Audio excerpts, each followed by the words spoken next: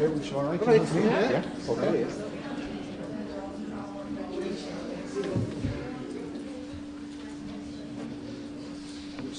Díomh accorda agus tá fáilte roimh go dtí Craobh na hÉireann do Chomórtas an Phiarsaigh fiche dó an sá in Átha Luain.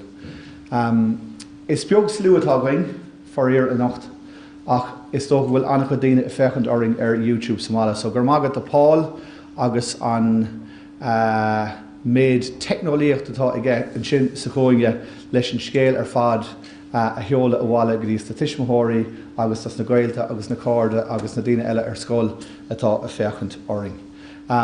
Is mór an ihe é, tas na foirne atá bailthe an sath nocht, tá ceithre ar an difriúla going agus tá siad ó ceithre chuaing na tíre. So just chuir mé na foirne in aithne díomh dúis. So ag tasnú amach le Foireann A atá howlann sin ó Clochar Loreto in Leitir Ceanainn agus an bhfoireann sin a nocht tá Katie, Emily agus Ellen an. So tá Búlabos Mór dóibh.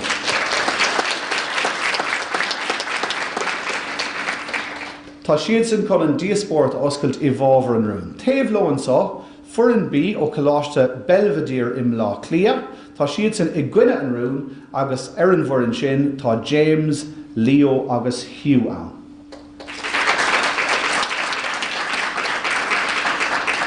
Díreach ar mothéamh cléan sá tá Foireann C ó Mainistir Loreto Deilginis agus tá siad sin I bhábhar an rún a ríist agus an bhfoireann sin tá Naomi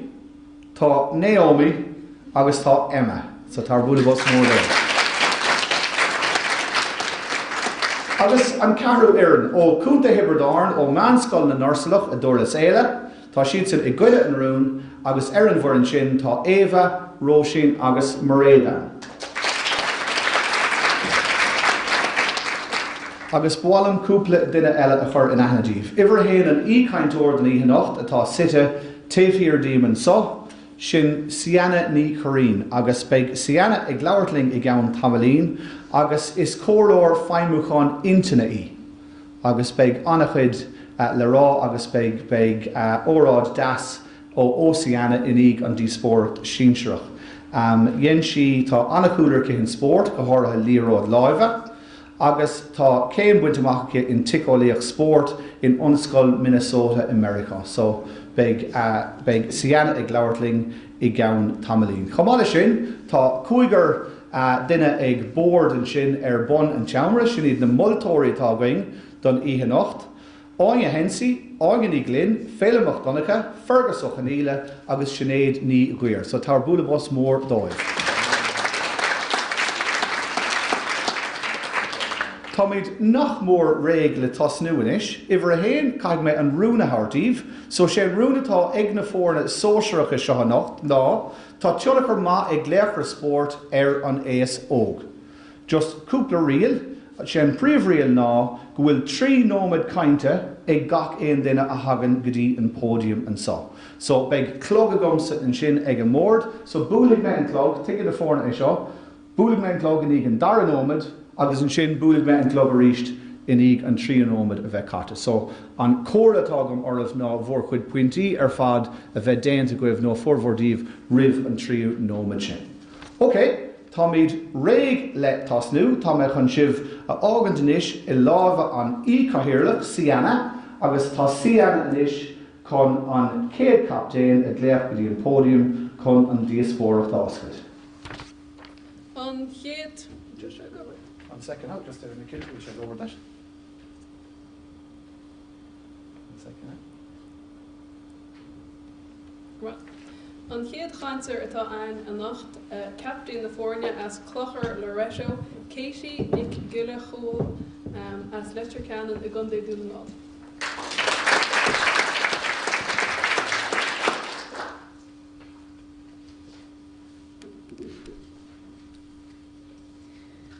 An níú le de luna sé dheabhíle sa dóag. Le na nnéanaí mé dearmad ar go deá. Ní romé a chuig bliana díis agus mai is cebhílam na sketchmaní bhí arm nó brunú an bon áir sa darnálaíocht ar Katie Taylors na cluichí Olympa a London. Ceasa ág éireanne in na champagne donda. Bhí ahan mac maithir sa tíir seo cant faoi, agus sprag an scéal seo ma holaíart ág go mór agus den cheadúir, wahí mé go bhé tú le gesa ág ó hiarmhaig ar imol na thuirpe éon sprag a leag sí rumpaí óhaint má. A chairlaí, a bháltarí, a lot an rasra, a chós gallery agus charde gael. Is mis sé Katie na gaile hól, agus tí héanagus ma charde Emily agus Ellen ó Loreto Leitir Ceanainn go mór ar son an rúnse aniu. Gohfuil chunkar mai ag léite sport ar ní seog. Dús, scrúdáid mat an rún at idir lewa againn tróna. Tá, is a cant faoin le taniu an na táimeid, ní an táimead a caite. Chunkar mai. An cumas ag rudagan, éfart a bhéag ar gnne, nó ní ganile mala jarafa. Léite sport. Daoine tá mór le ré a melan fphobal mar jarlan na gascí tá janta acu in na sport hain. An tís ág. Cílíonn seo daoine faoi cead blianas fiche dar leis an náisiúnaontaithe. A charde. Capax mégan sin dí faoin chunkar bhí Katie Taylor arm gur gus a bhór dornálaíarta mé, ach faréir. Ní mór do adhil ag an traseo gur bagálas tuigim ar sportar bé, ach fás féin. Is mór an chunkar a tuig páirt sa sport arm.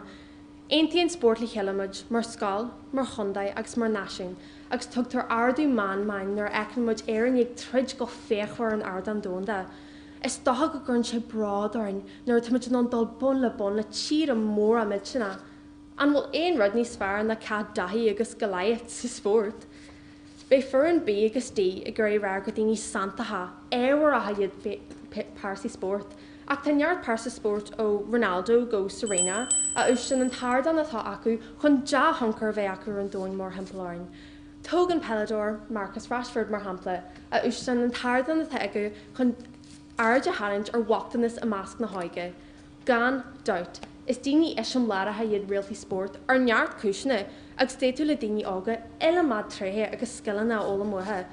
Geagras, más, obair orne, a léimnehas agus féin smacht in na másc. Bei ma hóleaci Emily agus Ellen leh go luach chun tiilú féine se hort Steve. Bei Emily glóirt faoin chunkar tuig mrés a sport ar gisaí ága sport bhfuil casa lí héin agus faoin na scoileanna a dólam sí wathe. An sin, bei Ellen leh chun lóirt faoin sa rubber taisúil ag léite sport area agus faoin cuairta tá acu ar cante táhaachta a chur méil an ise ág. Bei lucht an rasra gur chur na líorh gur mó dráhankar na dehankar tuig léite sport ar an ise ág, ach impíam arbh gan le an dáibh an dalahla go churh gur míle maigah.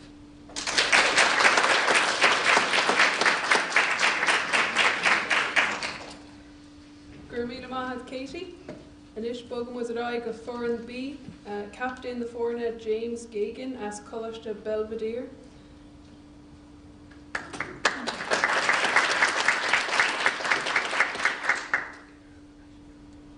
Ac a hirlig a bhúntarí a cóscoláirí a luachtar sarag sa bhúltarí.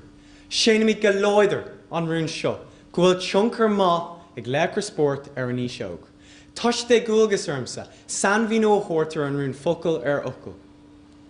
Bíonn chunkar a gut ar gcuine nuair a haon tú ag gcionn orthú, nuair a bhúnlíonn tú a luacha, a nearcha agus a slíomharc dála.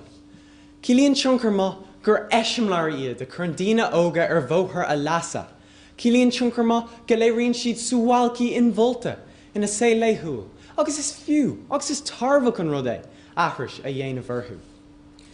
Cilíonn léachar sport, mórí sport cáúla a bhíonn a méil an phobal go léithúil, iad siúd a imríonn ar an stáitse damhanda agus sa luaítear go minic inis na leathanach sport. Cilíonn daoine óga, daoine ó séimhlín na díos go daoine lu trícadí. An ísgrúpa is fusa dul I bhaim air. Táimid ag díorú ar imórí sport is mó chunkar ar dain. Le rog mis faoin icon fashion Serena Williams agus an faláirmh macainte a thug Charles Barkley dún faoi chunkar na léachar sport. Plaid Leo na faiban na smachta sa sport, iompar mí sportúil agus icon fashion eile Ronaldo. Le rog Hugh faoi Novak Djokovic agus arcara os crumlan an Susan McGregor. A gcuinúisle, an tuiscint tá gcuine is ar léachar sport ná, an timúir leis an méid is mó a landtóiríor ar Instagram, a dhílann an líon is mó ganzathe, a hilann an méid is mó agad, agus an timúir is rockmasí. Ina cléthe déirnach a ladóga I Craobh oscailta Mheireachall, bhí an léach is mó I sport na man chun deirg. Bhí Serena Williams ar tí an cléthe a cáil lúnt. Bhí deise an stáitse damda a ágála dínit. Ach, mar dhéanaan ar Leitir Sport Deilginis coch siar na hifige, ar na si ionsaí fic for moslach ar an multúir. Déan gnó cúisigh si conspóid chuna céile córacha chur dá trúr. Lit si an ócád don imró go saca. Fága go saca, a gulga fuiach, a ceann ina láva. Bucha garmalita ag Serena. Bun fron sa ball an sport, ná bua le dínit, agus cail le húlíocht. Is é Charles Barkley ceann na sá réalta, cis fel is cáúla ar dain.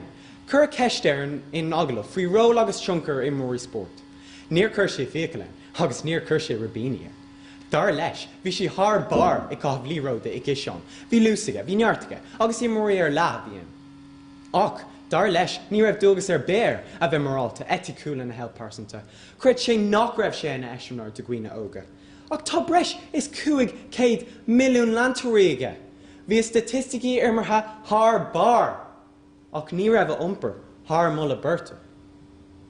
Gur mágad.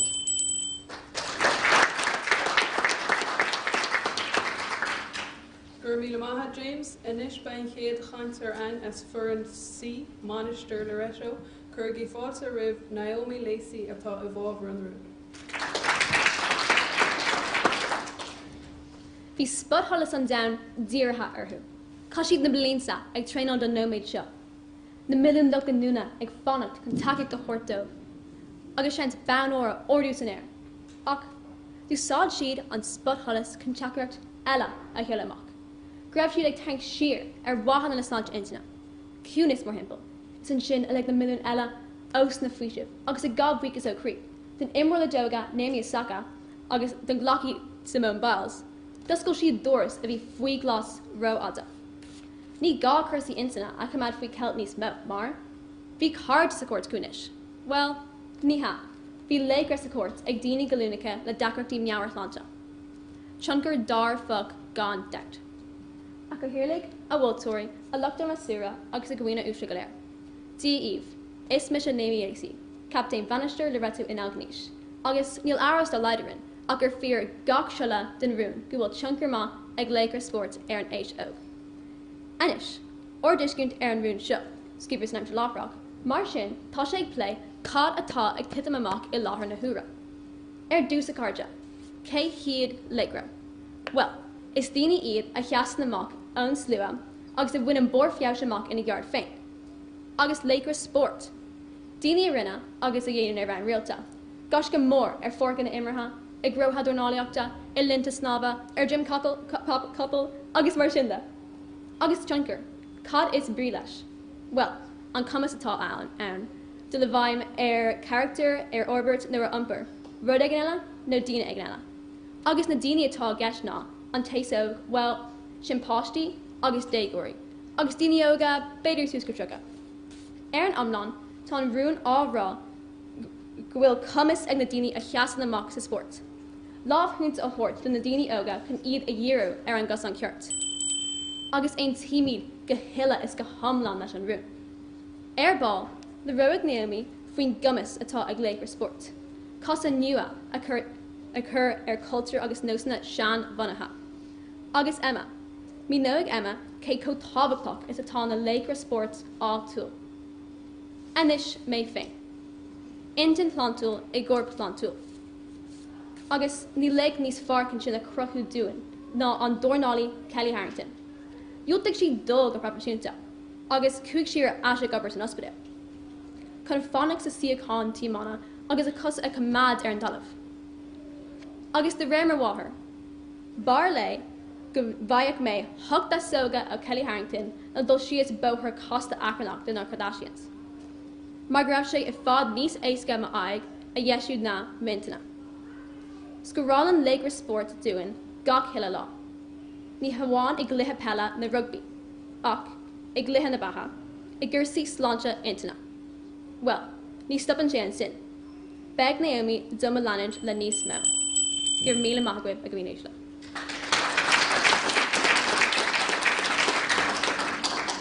Gur míle maithad Naomi, inis bein chéad chaintear an as Foireann D, meánscoil na Nurslach, Chuige fáiltear captain na Foireann Éagsúla ní Choláim atá a gcuine an rún.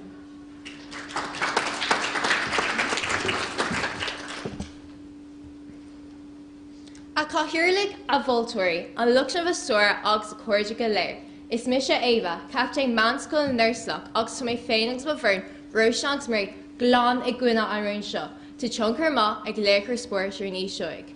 Beg misisi múna an rúndaí agus chain fhí airgid í fásta tá le buin sa spóir sinis.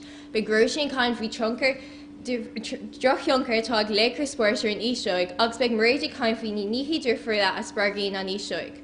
Ach, dús, cad a spríad leis ar rún seo, tá Chomórtas Ma ag léchar spóir ar ní seoig. Cílann an focail Chomórtas an éfacht ag bína rud aigean. Agus an focail spórt is achtar le sciil fisisiúla a dhéantar idirhéanaar nó le fearn. Is féidir duine dhéanamh in imimeach nó maraachach nó mar cábh aimsre. Anis, an focail léchra, dúir an folclór Oxford, cína an focail seo, duine bh cúil agus choir mar an gascí funtas a meartha. Anis, an íseoig, sé sinna daoine fhí 8 bliain 10 díos. Dús, féidir an méid airgid a fáin na lán den na léchar spórs. Is sasa anis, fáin na peildóir choúla, níos mó ná 3 milliún gach bliain. Tá an spórt seo míalta le hairgid, agus é núsar sin tá atálaí astrú do chreide i gceist don humóranis. Sa bhliain, 2009, dúirt Manchester Aonta gur ag siad 8 milliún punt do Ronaldo ó Real Madrid. Ní spórt é seo a cuairde, is gná samtach é, tá na clubanna ag déanamh an tú fás airgid as na dicéid agus na cluichí. Ní Chomórtas Ma é seo ar an íseoig. Leaníonn an scéal mar seo ina lán spórt eile, tóg mar sampla an ladóg. Arúné, bhí níos mó ná $150 milliún ag Djokovic. Tugamid grain imar is fearr sa dan. Ach, tá na himmorí eile ag fáil níos mó ná $52 milliún. Tá an scéal céine sa gá freisin. Tá Tiger Woods ar bor le níos mó ná 60 milliún. Ach, tá na gáfar eile séir go léir, so sníad siad ag luach de $10 milliún. Well, pus ma é sin a cuairde. Ach, cén teachtracht a bhfuil sé sin ag cuairt den dí seoig. Nach bhfuil sé grá brud luach muir an spórt profisiúnta ó thaobh airgid. Tá an spórt imthe as an spórt in áiríre. Bheaníonn sé leis na milliún agus an saint ar saoil. Mar sin a cuairde, tugaigh linn an nucht nuair dearm nach bhfuil an rún seo fíor ar Foireann B, go raibh míle maith aghaidh.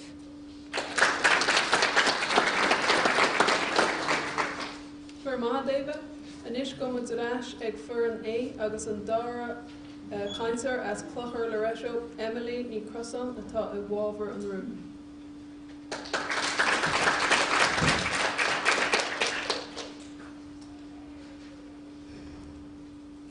Aharja, is mise Emily ní Crosan agus Átha Luain mo haptan Katie tá áit lárnach ag sport I má héal ó bhí mé anna óg. Tágam ó chealaach a bhfuil bunch láidir agin leis an club áitiúil agus mar sin ó bhí mé I má néanán, bhí lífort peilge I mo ghlach agam agus bhí áirín a bheith cóbh ciúin le linn na Sunday géan is sa bhéthe ag an affrin. Bhí mo col cabhra céara mar an ggéarna ach mar geisiach óg faoi bhí cumas ní acha síl mac a saoil riamh a más na léchar sport. Cos nach ro mar an ban ná daoine faoi bhí cumas le a feiceáil. Wóhí sé nach ro spás do dhéanaí dá leithéid I más na réalta sport.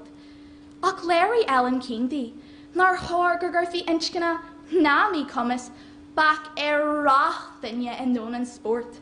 Nach léir díobh níis Chonachar na honadaíochta sa sport. An sin, sta bhíon jabhílas a hochtteag, hanach an factus fihe fa fihe ar an bhád. Agus an aimime bhí acu na an spot hálas a thur ar sport na man an éireann. Thug lídal aíocht de fel na man agus daontí na craoltóirí tilliú béma a thur ar sport na man. Tegan gach cáilíonn ógan isis. Go bhfuil na mrá sport sa tíir seo ó Leona Maguire go Kelly Harrington ar Hove céim. Na hán tasí fiú ar a hánta Park Foireann.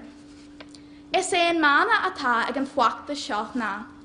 Mar a bhéadfa é eáil ní féidir é bhaint amach, agus is cinse gur fíor sin.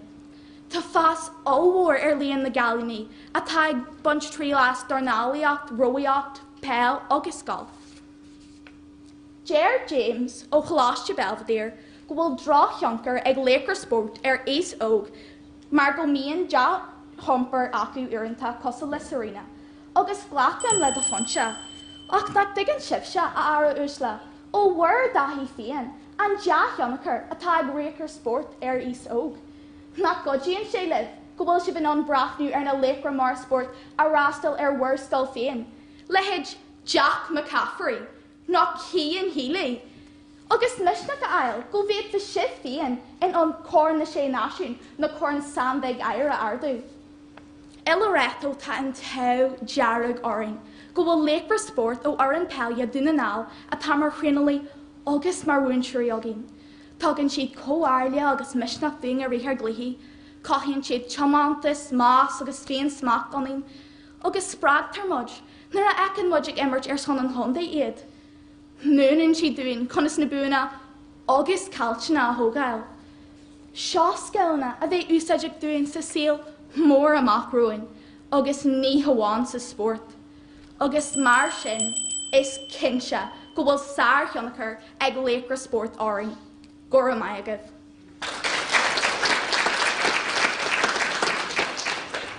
Gur míle maithad Emily, inis cuireadh muid fáilte riban dára caintear as Coláiste Belvedere, Leo Scanlon atá ag gunne an rún.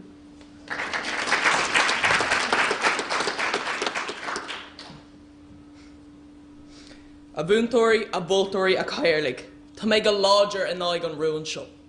A chuoine úsile ní héin úna gur chur a clí soccer ar ceall ar fud na tíre ceall moltóirí.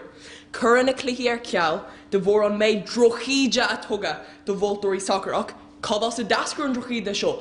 Dascar sé os daoine óga ag déanamh afraise ar a Leitir Sport léithre a bhaslíon moltóirí ag ghuiile cluiche. Chuile seachtain ag gluichí soccer gCéadaoin ar fud an domhan, Mas Leitir Ceanainn tugtar músad scanalach de bhóltóirí is iompar díbhasúil é seo. I dúirsc a deisig aontas soccer na hÉireann chur an milleán omláin ar imóí cáiliúla, gCéadaoin agus an iompar. A Naomi, leabhar tú faoi Kelly Harrington. Muna míonn tú ar an man hóisialt ar Snapchat ar Instagram ar Twitter, ní bheith leantarí agat. Nach digan siad go gcónaíonn muid a réin na man hóisialta. Se is ban Yassi Kelly, is eisiom mai, ach níl mór an tioncareaí, níl daoine óga ag éisteacht lei. A Katie, leabhar tú faoi Marcus Rashford. I gcuireann na champíní nuair raibh an clé an cáilte agus súla an domhan ar Marcus Rashford, réal sé don cathú, agus thug sé an bhéir lór do lucht takeíochta óga, a bhí ag feitheamh lena híanamh. Ní túisce iad curtha ar seachtán a gcuin go gachann siad ar éigeá lena meon tedlaíochta. Trítheachtain ó hin, bhí Man City bucha choréamach in aghaidh man cin Ní raibh Ronaldo don clé a derby seo, no. Fágach as an bhuiir na bhí ag tosnú dúiltigh sé dul ar an ménse, agus níos más fós níor fiú rastal sé ar an glutha. Ach hastal sé a bháile chuig an fortingale ina scaird etalán príomhádach. Chraig sé a comim roirí in am an gátar céin teachtarucht a thugann sé seo d'imrí óga. Gohfuil an individual níos tábhachtaí ná an Foireann? Bhí a iompar omláin leithlasach. A Naomi, leabhar tú faoi Naomi Osaka ach cád faoin na lúclasí eile cosú le Neymar lena 164 milliún leantóirí. I rinn an díon glasála na raibh COVID rábach agus an pandéim ina bhuach dagrig Neymar cóisir cín blina do 500 ina. Bhí iompar omláin mírágrach ach arás go Ronaldo. Seo anáis iompar a bhfuil daoine óga, daoine sainte ag brathnú ar seachtainna níos seachtainna se. Scóráil an Ronaldo coolglóte se. Tá scéal Lewis iontu aige se. Is soir fella do ré. Ach ní ja eisiom loré. Níl a iompar eisiom lórach. Is ceilúrán sport é Ronaldo. Nos na Kardashians. Is chunkré nos na Kardashians. A ghuiine úsla tá ar Leitir Sport faoi réocht an aghaidh agus is iad seo na daoine atá ag múnlú luacha don é se óga go bhór a díran.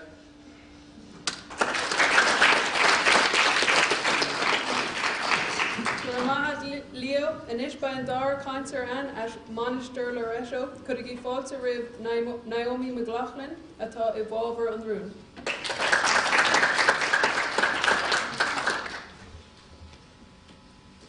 Colleen Og, the Symphony Leicester Rugby.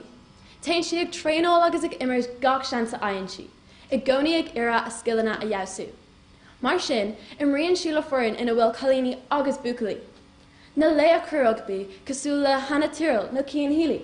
Well, sin na déthe tócha, mar is féidir le fálam uhu, fenníos fear sa céad cluiche eile. Is cuma le, bheith immers le nó a gcuine, Colleen nó bucalaí. Agus céanach bhfuil Isacha Phiarsaigh, tá peall an riolacha san siológ lena sin, olbhú don tauci. A cha hiúlaigh a bhultóirí a lucht den rasúra agus a chuirde go léir. Dia íomh, is mis sin Naomi McLaughlin, Naomi a dó an seo. Agus ba bhíon an fécint ar an tionchar atá ag Leitir Ceanainn, ar Radisson, ar nósanna agus ar cultúr, agus ar an gcócht atá acu, fuinneog nua a oscailt agus casa nua a chur orthú. Sampla bháindíomh, imreoir soccer mó sala, imríonn sé le larfo. Tar éis cúla scoráil, titan sé ar glúna agus chuirna éidan ar an bhéir. A lia, an stadar rinne Óstán Stanford ar an éifeacht de bhí ag mó ar na landtóirí óga. Furthas amach go raibh sé ag brisise sios an stereotípi bagach muslimach, agus ó tháinig sé go larfo, cúig bliana ó hin. Bhí an cuaireacht fuatha in aig na muslimig leidathe 50 fáingéad a larfo. Agus éisteagaí leis an Ruspella atá ag na landtóirí óga. Má scorálann mó cúpla cúil eile beag mise im a muslimach freisin. Tá scoileanna an felladóra ag laidú constaí cultúir de réir ar chéile. Agus a Ava, raníonn siad an targad. Tá bhnáilda mór hampla. Rainan sé níos mó airgid le carthanachtaí ná mar chamadann sé féin. Agus fé cadaranna Ellen Keynes na Paralympica. Léirigh siad do gcuoine óga faoi bhícamas, nach míon constaí ar bit ina Malacha. Is gur féidir ullmhínta móra a bheith chu. Tréthe a tug tastal is saoil pársanta agus saoil profisiúnta gach duine. Féic freisin ar Garrett Thomas, imreoir rugby a tháinig amach mar éireach, agus i gheor cosán tríd an réamh cléine mar gheall ar gnéiseacht. Cinnte a gcuoine ísle, tá tionchar má ag Leitir Ceanainn, ar an éis óg, maidir le caiisina na lena seo. Siológ glúine chur sríontar na maná, cultúr difriú láidir, gcuoine óga faoi bhícamas, cursaí gnéiseachta, churann an tionchar an bheith ag casa. Agus ná déananig I darma na chairde, ní caitheann gach le clocha cosúla Superman nó líon cosúla Spider-Man. Agus beag Emma an tríú caintóir ag pléile sin ar ball, gur míle maigad. Mahad Naomi, inis could have fáilte rib an dar concert as meánscoil na nursalach, Roshi ní Duffy atá ag gcuine an rún. Omíocht, omíocht, omíocht. An céad áit, an céad dúis, an bán óir agus an chur na bhuacán. Scoláireachtaí go bhéarachá, gar an bheathair profisiúnta agus iarchas ró ord, a ghuioine úsla, nach iad sean na tuairmí a bhíon a gcuin ag smaoine bhar léircha spórt agus ach joncar ar an níos óg. Ach, orintha bíon na léircha spórt tócha sin leis a spórt, ní dtuigeann siad go bhfuil tionchar cá ar an níos óg. Ní dtuigeann siad go phléasc an gachrod san na man. Is cuoin le gachtainna go maith, Conor McGregor agus an rá olmhór a bhí aige mar seampáin UFC, ach deathraigh gachrod, nuair foilsíodh scéalta faoi phríomhlódí sa man. Bhí sé airgont I teachtarna agus thug sé buile do duine. Thug sé buile do seanar eile ina aig agus thosaigh acrann. Bhí sé os cóir na cuairte arís. Tugann sé seo dro anam don spórt agus dro tionchar ar an níos óg. A Katie, maidir leis an soccer. Is bhíorrá go bhfuil na léircha mhóra ag fáil an túfás méid airgid. Suas go €1 milliún gach seachtain don soccer profisiúnta. Ach, céir faoi sacr na man, cé bhéad a aon siad. Ní aon siad ach €30,000 gach bhliain. Cén sort sampla é sin don is óg, dro hampla, nach bhfuil se sin scannach. Aniomi, Madala na Leircha Bhóra cosúla Kelly Harrington. Orintá bhíonn siad ag spreagadh dóchas breig. Níl ach bán ór a bháin le bhua, agus ní féidir le gachtainna é a áil. A una, Madala Sail Fallána. Orintá bhíonn breúar daoine a bheith furfa. Bhíonn imníorthú Madala na gro nó a íomhá churp. Ní tionchar má é seo ar an is óg. Agus Madala achlíocht fisiciúla. Déirna sa nóla halais, go bhfuil neart achlíocht I trocha nó méid achlí gach lá. Ní gáúin go léir a bheith ag tréáil go profisiúnta chun a bheith achlí. A Emily, Madala na faointa faoin de humper a bhíon ag na léchar sport. Tégadí Netflix agus chuir an chlár dro sport ar siúl. Is chlár iontu é faoin camiléireacht a bhíon ar siúl ag a lán daoine sa sport, agus an slí ina bhfuil sport crematha as an sport. A Emily, níl na léchar sport ag spreagadh chalíní sa sport ar Craobh. De réir survey a rinne 2 bhliain ó shin, tá chalíní ag airí as sport de réir forbhrú. 8 fáin géad acu. Freisin, níl éon visnú acu chun an sport a leanan. Agus an fád déirnach ná. Capan chalíní go bhfuil stadéir agus obair níos tábhachtí ná sport. Níl na léchra cosúla cín hílí ag spreagadh dégóirí na man sa sport ar Craobh. Mar sin a chuirde, tugadh í linn anocht nuair deireadh nach bhfuil an rún seo fíor, gurbh maithbh. Dúir maithad Róisín, chuir muid fáilte ribh an tríú caintear as Clochar Loreto, Ellen ní gléofa atá I bhábhar an rún.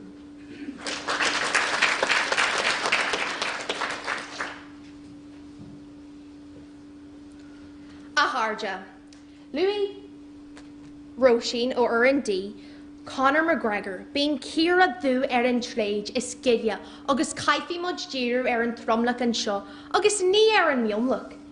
Is cinnte go bhéadú díreú ar chuid den na himnúirí is strath na seampaní a bhíon Greengraft dómhaigh teitime amachtas cluban Ítha. A céird faoi léithead Ronaldo agus Katie Taylor, nach ól an riomh. Fásta spragan léchar sport duine óga le leanúint leis an sport agus éiad sa déga agus is minic nach dosaí na dégarí seo ag áil faoi is, tos go diggin siad go méú dro implacht agus sin ar an imirt. Nach léir gur de huncar amach is amach atá acu seo ar riine óga. Louis Emily an de huncar a bhíon ag léchar sport ar riine óga sportúla, ach tá tionchar níos cuaachtaí agus níos fór leathnach na sin acu. Dúirt tosa Róisín nach diggin na léchar sport go bhfuil chlús éisteachta an ise ógachu, ach tá sé seo mí cart mar bunan siad úsáid as chun na ceachtainna atá fólam acu féin ó ront leis an céad glún eile.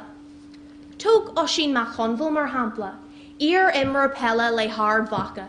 Dullan sé féin andúil charbhachas ach an níos tain sé hart fa scoileanna agus clubanna ag chur idicus ar riine óga ina le.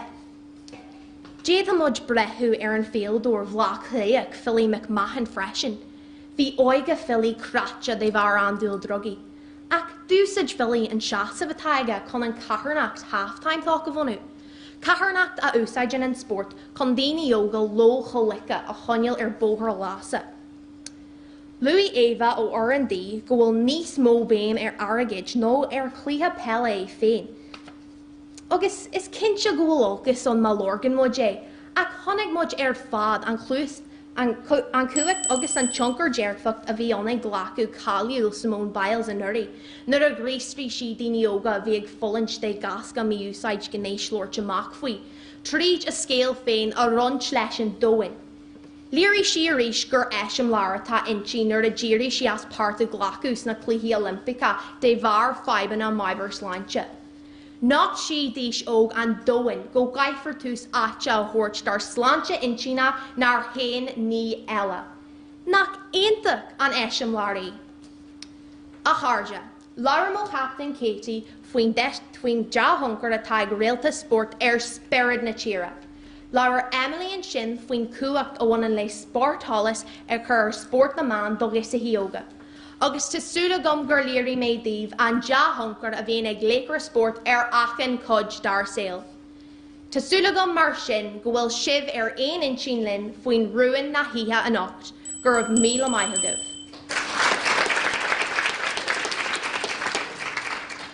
Míle maithid Ellen, and ish could have sponsor even Sliu Councillor as Coláiste Belvedere, Hugh O'Doonling, atá a gunne an bóver.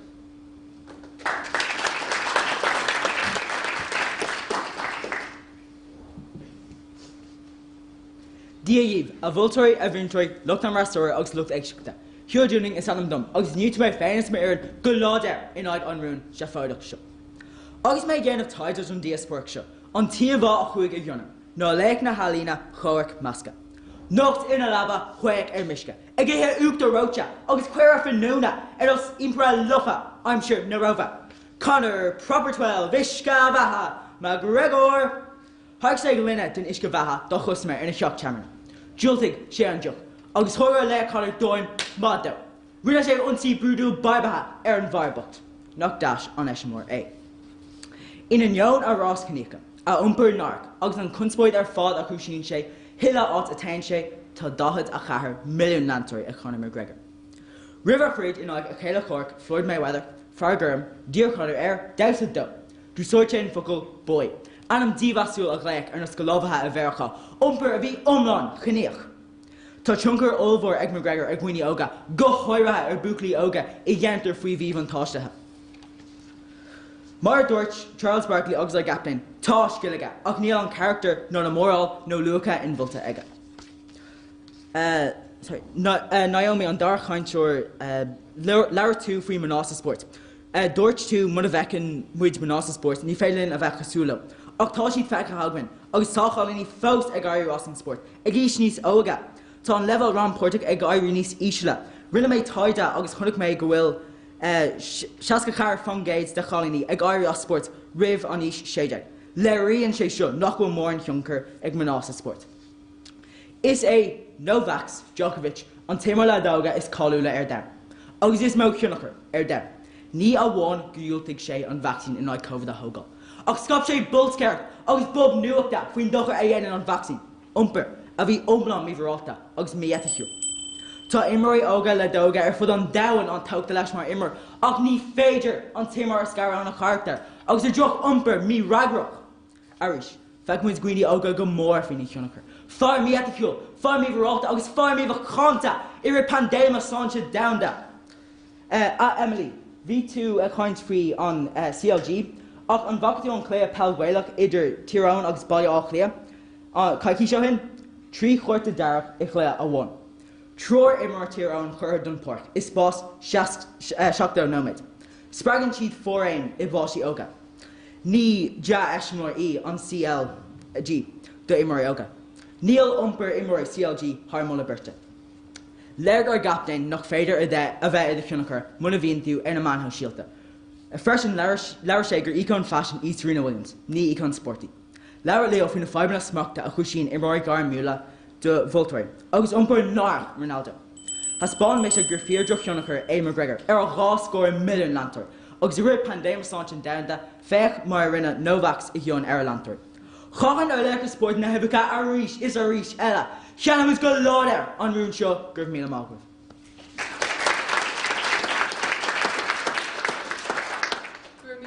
Hugh, and ish could have sponsor Ribbon Sliu Councillor as Mainistir Loreto, Emma Perkle, atá evolver on the room.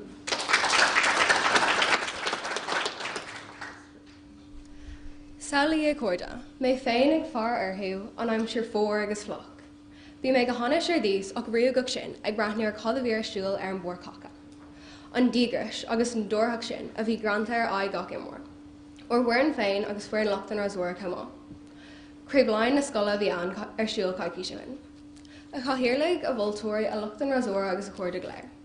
Is me se Emma agus ag braithne ar an gléithe sin, rir sé lom bhfuil lechar sport ar lech an dúirscuin, sa scoil agus sa clubáitiúil. Ní gá dul go Sky Sports níon stáise idirnáisiúnta chun iad eáil. Dag na himmoir sin lurgam a bhaid granta magana le fada an lá. Bhí gach duine acu lán sásta seach níthal dhéanamh, ar son na foirne, ar son na scola agus ní sabatí fós ar son féin.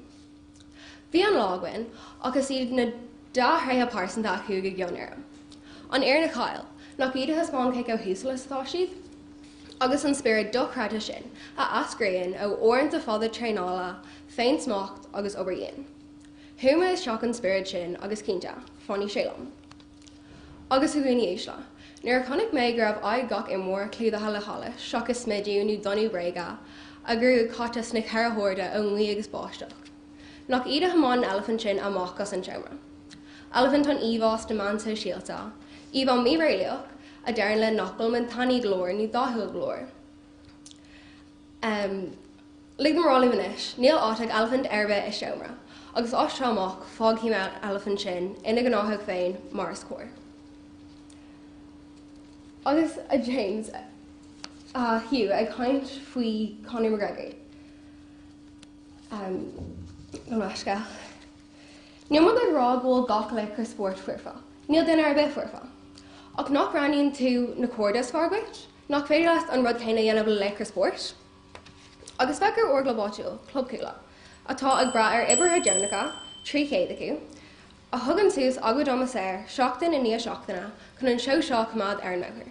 Leicr gan doubt atá ag fágáil luirg buan dearfach i grí hena mílta daoine agus i cantu.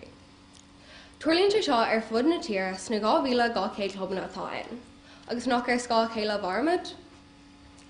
Sin an fá a chuirda a crud muid go Leitir go bhfuil tionchar má ag leicr sport ar nééis aog. Gur mágah.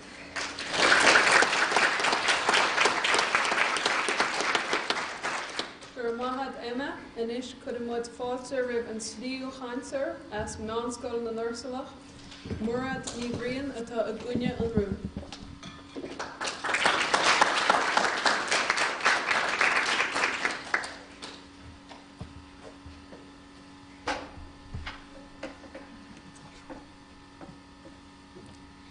Chuirde. An rún atá féagrainn inis ná tá tionchar maith ar léachar sport ina daoine óga, agus tá mé féin agus mé éireann glán i gcuine an rún seo. Tá lán rudaí eile ag spreagad daoine óga chun sport a imirt. Orintanta leis na man na hirsí seanachtaach agus na síomhanna sosiálta atá a gcuine inis, tá gach drochrod is gach saol léachar sport leagatha amach os orgóir go poblí buchas le technolíoch. Cuireann sé sin as go mór ar gach duine, an tíis óg as go thoramh. Ach, imríonn daoine óga sport de bharr lán fána eile. Ar dús, tá sport éigeantach ar scoil ó céir bliana díos go dtí lucht an áirteiste. Bíonn rancar píteachas ag gach éile bliain suasúnaí an 6 bliain. Ina heatna sin tá fuireann sport le fáil ag gach duine. Éime scoil féin tá gach sport le fáil, idir ladóg, imóníocht, cisfeil, ladó ar imóníocht agus snámh. Freisin a Ellen, tá sláinte ar scoil anis sa strás sóisteach nua. Tá céir céad ó ar clig tógad do sláinte anis in éireann. Ní bhaineann sé seo le léachar sport in éonchar. A chuirde, maidir le Rachel Blackmore. Nach bhfuil ceangailt láidir idir an carachas agus na Rásí Capel, ní tionchar maith is seo in éonchar don ís óg. A Ellen, lú tú an puinte go raibh tionchar maith ag an ís óg maidir le saol sláinte. Ach, ina rura bíonn an ómarcha chéanál le siúil ag na léach sport. Orintanta cuireann seo isteach ar le saonchlana mar bhíonn siad ag tréanál an tam ar bhd i bhd ó bhaile. Cuireann seo isteach idir sé an pásanta comá. A Emily, lú tú léig cumann clúcascuil. Ach, tugann a lána chud deoch rampla freisin. Féacar Katrina Carey agus an méid airgid a gcuid ó gine. Agus níl ní Finnegan a dimmer le club cumann lúclascuil. Gcuid sé €100 ó machine ATM agus tá sé a brisún inis. Ní tionchar maith is seo don ís óg. A Naomi, maidir na cluichí Olympica. Feicim iad camaléirt i gcónaí ar na scála maidir le drogaí. Féacar an rúis agus an sin, tá tradiisiún na drogaí acu le fada an lá, cumá le gach tír eile, éireann san áireamh. Concrete nu, smuoinigí siar ina pointí a bhíg éha faoi man agus an túfás airgid atá i brinte sport. Agus na pointe a bhí Roisin faoi droch ionchar a bhínig an lécha sport ar an is óg. Agus mo faointe féin fin na níthe éagsúla eile as bagin daoine sporta imirs. Teachigh linn a nocht mar sin nóir derm nachfuil an rún seo fear ar chuirbe, gurb mágat.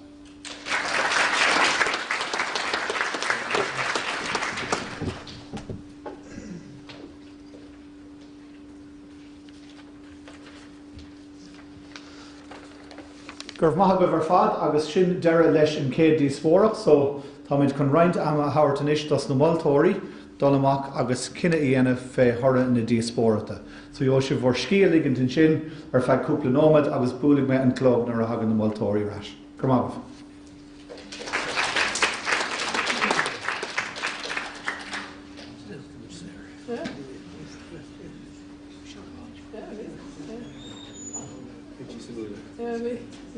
Should go and go, hey, you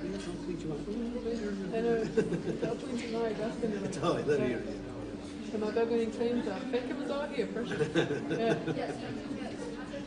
Like, on your thing, yeah, drop on.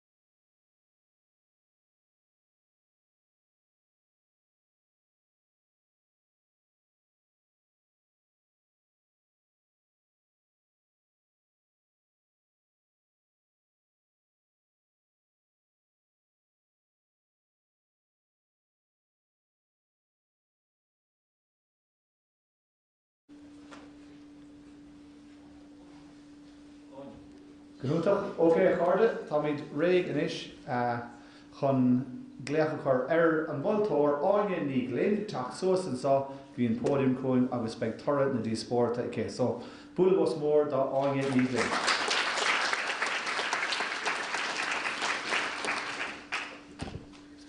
Chahirirlig, a bhúntóirí, a scoláirí, a chuirde go léir, nach inan bailach le tasnú i gcónaí. Bhí díospóireacht úntach a gcóin teachnacht. Díospóireacht anna Leitir óna foirne go léir. Rinne si van iritin taide an iritin machnamh agus chuit le bhaim orin go léir camerá agus a musa siomra eile an ábhar sin bhí díospóireacht anna Leitir a gcuine agus muid a musa siomra eile, mar bhí sé thar a bheith dachar Foireann a bháin a fiocamach. Deire bhí sé idir gácheann na má. Bhí Foireann a bháin a cheasamach beagáín beag na foirne eile, agus an chúise bhí leis sin ná go raibh an ian sin in an freigart a gosa. Bhí siad a géisteach, bhí siad a peachas suas na pointí a bhí áneanamh ag na foirne eile, agus bhí siad in an a ggóintí a chur le chéile, agus iad a géisteacht, agus dá bhhar sin Ránaíomar Foireann a bháin don Craobh, agus an ian a bhuaig an díospóireacht seo deire ná Clochar Loreto Leitir Ceanainn.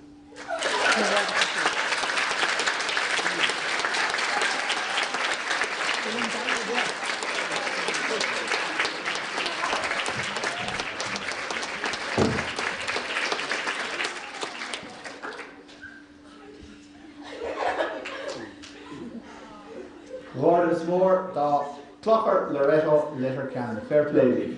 Now, order cabid brunnen na dúisne i dhéanamh don céad díospóireacht agus tasnóime le Foireann B ó Coláiste Belvedere, Sráid Danmhairge Mór chun de bhláclia, má héann sibh howlannsá go dtí an taobh eile den seamra, táid chun an brunnig dhéanamh agus iarme Antina ó Foireann Craobh gCéadaoin, an brunnig dhéanamh taobh le ceann ní choirín or caintóir. So, Coláiste Belvedere Sráid an Danmhairge Mór chun de bhláclia, James, Leo agus Hugh, agus an bhirtmúntóir Seán ó Brúdar agus céile bhí an dheán. Níomh ní gálaigh. Má héann sibh trasna an sá agus glacamí Greengraft Díomh an sin. So, fair play Díomh, Búlbos mór dá Coláiste Belvedere chun de bhláclia. Fair play Díomh,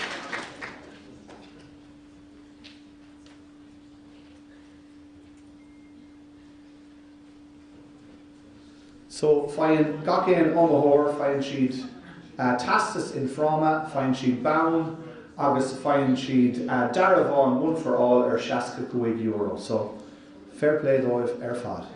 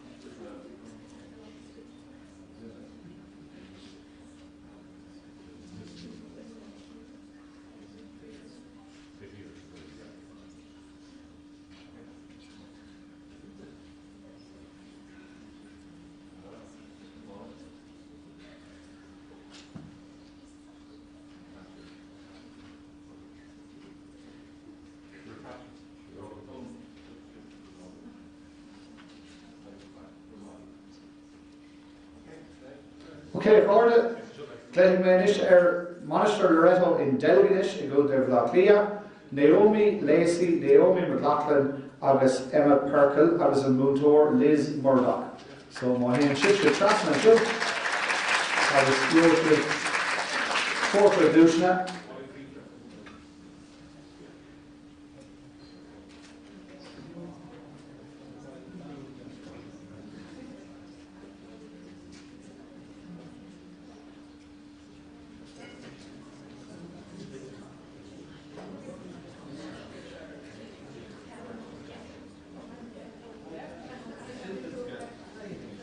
fair play. That's machine on a phone versus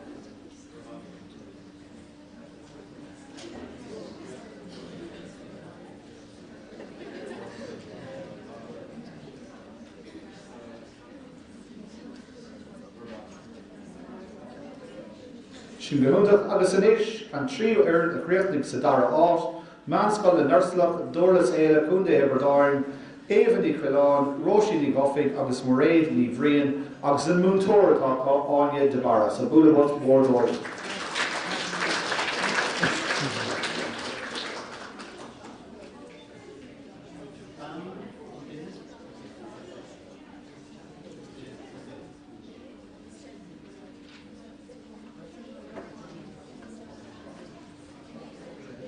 Now let's just be cordial.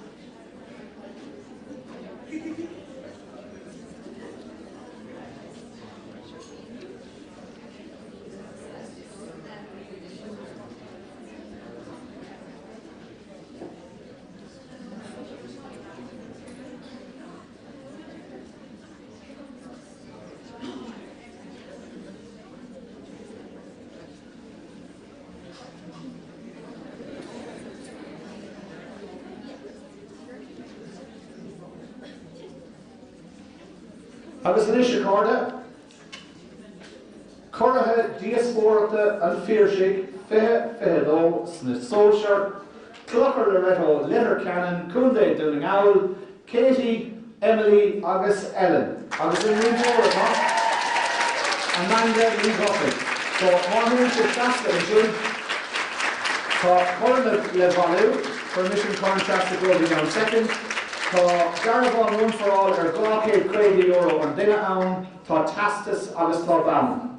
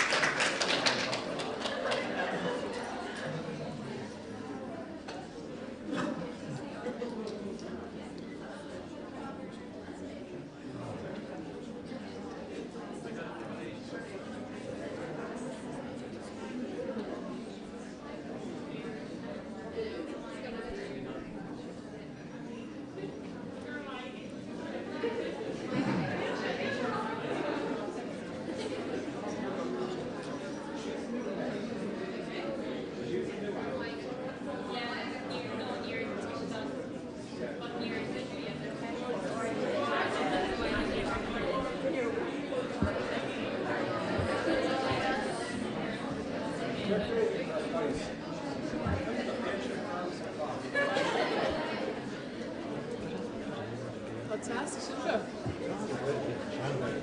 Chomórtas, just hugann sibh cúpla nóma doing inis an Átha Luain Díospóireachta Síonseach agus Mainistir Loreto le dul arís. So, fair play the Clochar Loreto Leitir Ceanainn Coolaiste Belvedere. Tá trust fada le déanamh a bhád arís I gCéadaoin Tamalaín agus Átha Luain Coláiste Belvedere, Mainistir Loreto agus Mainistir Loreto. So, be bhí réig gCéadaoin cúig nóma na mar sin le tosnú leis an Díospóireachta Síonseach.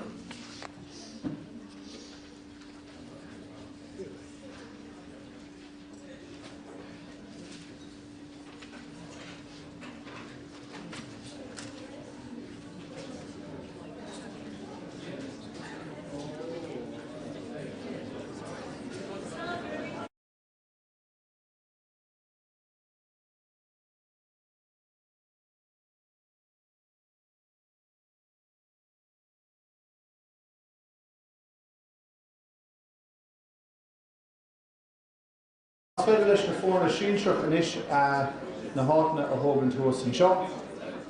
Foireann A an sá beidh Coláiste Belvedere, Foireann B Coláiste Belvedere, Foireann C Coláiste Belvedere agus Foireann D Coláiste Phiarsaigh.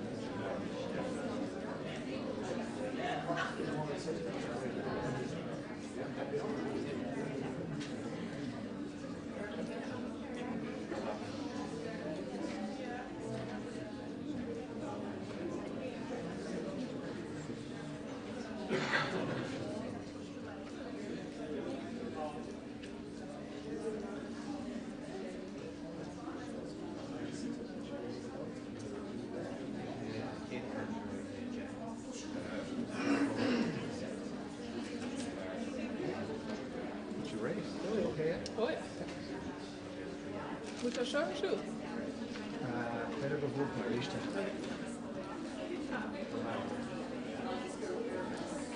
Kind of fresh going chin up better than tomorrow.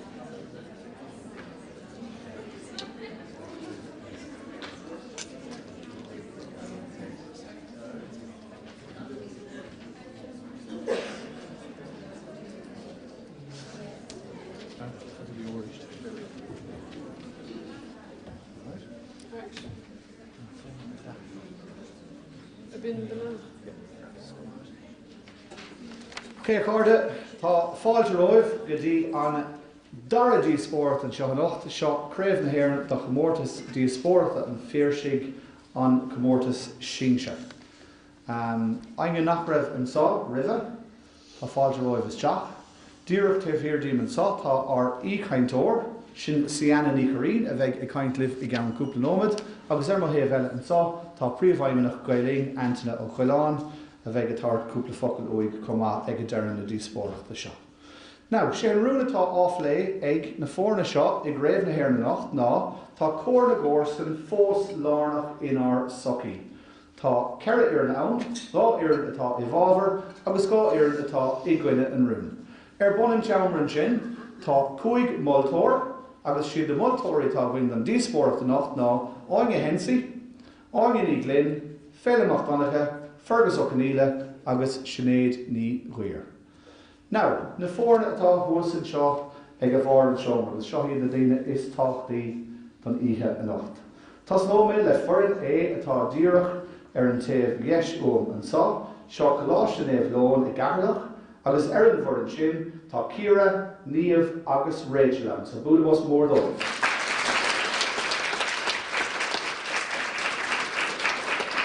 Níos pógraí díom an sá tá Foireann B ó Coláiste Belvedere a mBaile bhurid, tá siad sin I gcuine an rún, agus ar an bhar an sin tá Jack, Márta agus mBéarla.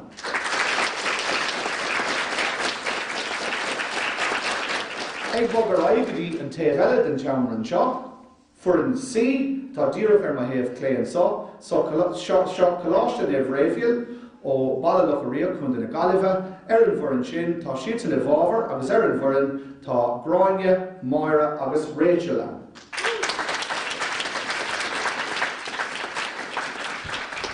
Agus an foireann dearnach sa díospóireacht atá I gcuine an rún aríist, sin Coláiste Phiarsaigh ó Ranelagh in lá clia, agus ar an bhar an sin tá Róhan, Óstán agus céadaoin. Just iarmhe ar ainge tá sa seomra le go háin ina fóca acu, go múchadíiste nó go gcuir siad ar silent é. So ainge le fón, just é chur ar silent rih le díospóireachta. Tá ahrú amháin idir an díospóireachta seo agus an díospóireachta bí rive, and sé an príomh ahrú atá ann bhfuil ceann ómad cainte ag na foirne ar fad atá an seo os ar gcóir.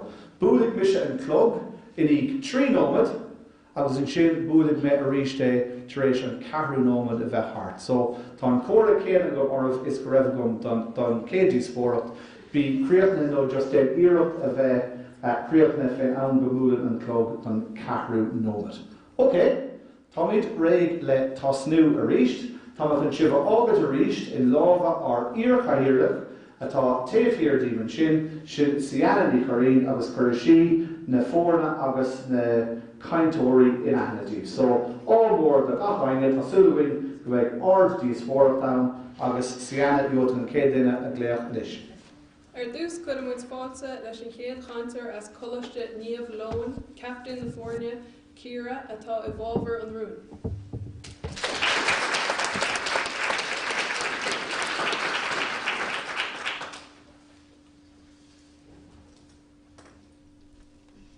sca a chéile a bhar na daoine deirtar, agus ní léon doubt ghfuil an smaointe sin fós lárnach sa lá tániu ann. Ach a hiirlig a bhultóirí, a lucht an rasúra agus a lucht éisteachta. Is mé se cíirní rathlaí agus tá mé féin agus miran ó chláiste néomhlón, go hiile is go thomláin I bhábhar an rún seo. Tá cór na gcomharsan fós lárnach inar suchaí. Dús dunig mé sanmhíú ar an rún. Cílíonn cóirsan duine nó tír ar be, a bhfuil cabhar nó canáltas uthú. Séir de tá gceist le cóir ná cóáid brú lena chéile, chun spruch nó tarbha commónta a bhaint amach. An brí atá thucaí ná pobal, náisiún nó grúpa duine a bhfuil tradiisiún, foris, simena agus credibh cotínta acu, agus deire cílíonn fós saoil an lé inniu. A nacht déanam mid a nucha ar thríomh gné de chóir na gcomharsan, chun áir seasamh láidir I bhábhar an rún do héanta seo a léirúdaíomh. Ar an gédul sios le roiig méid faoi chomórtas na béaldaris. An sin chuig níomhan úldaíomh an tábhacht do bhaineann le chomórsanacht sa phobal áitiúil.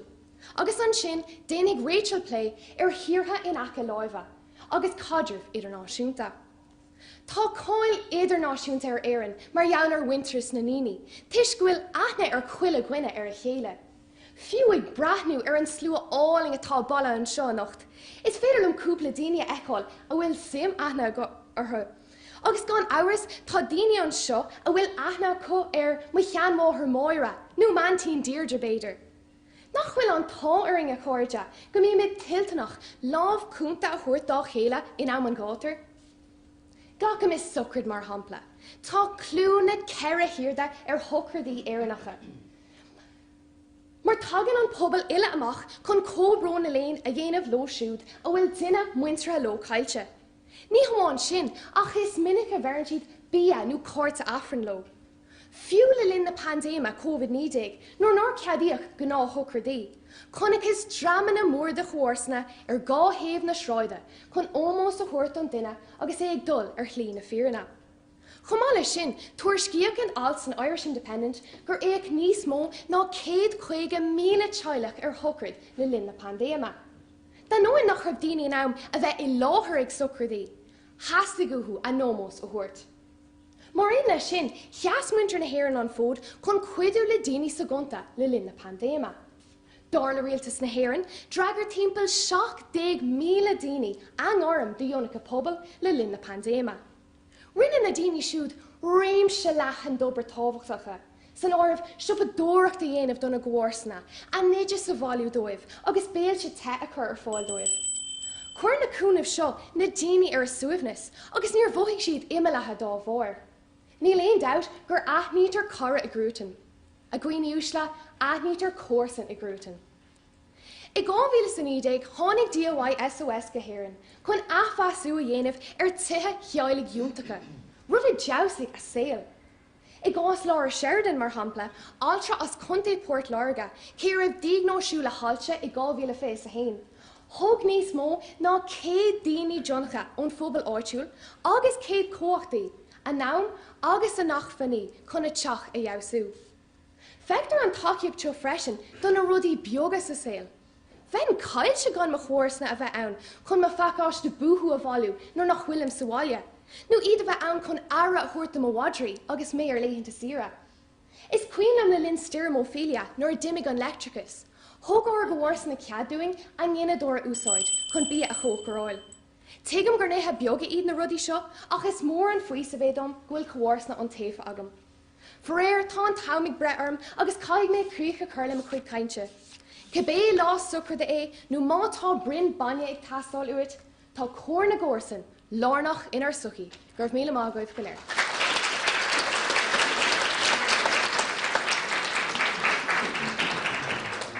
Gur míle maithad Ciara, inis chud amid fáilte roimh an chéad chantar agus captain na Foireann as Coláiste Belvedere Jack atá a gcuine an rún.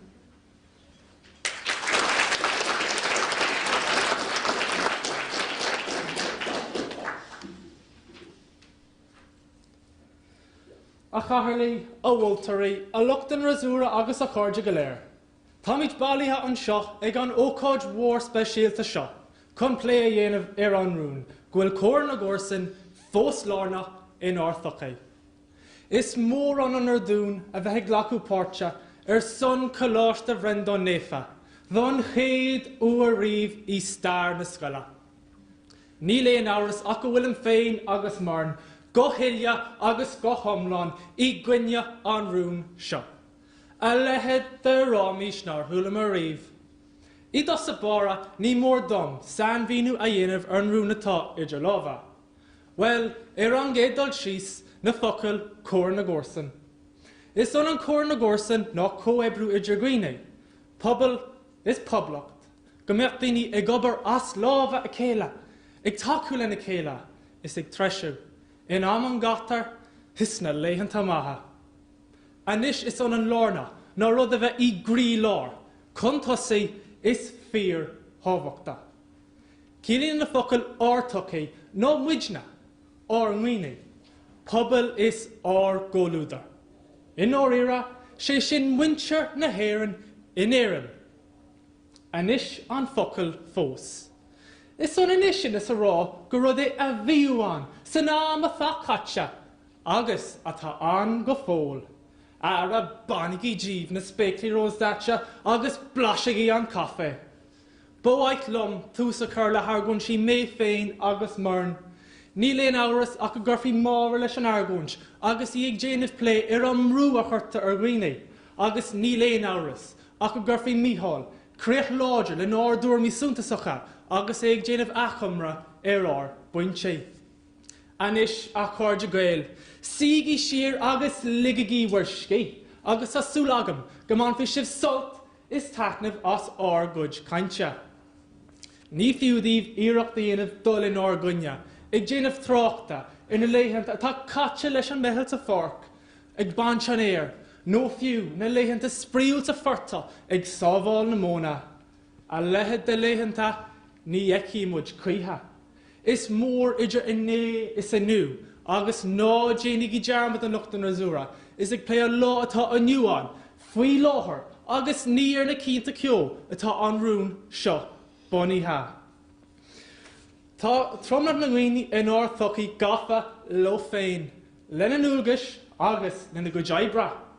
Slán leis na léhananta ana bhíú Córstan Belvedere ag málar tú, copán siúcra do bholí na rán.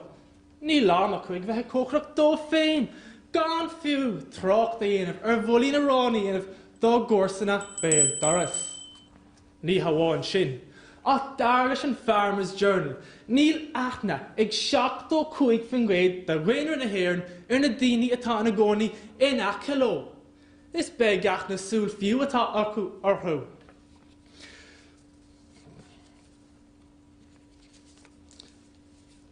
Bélacht an razúra ag géirí chur na líormh an obair iontu is fiúnta a rinne na linn na pandéma.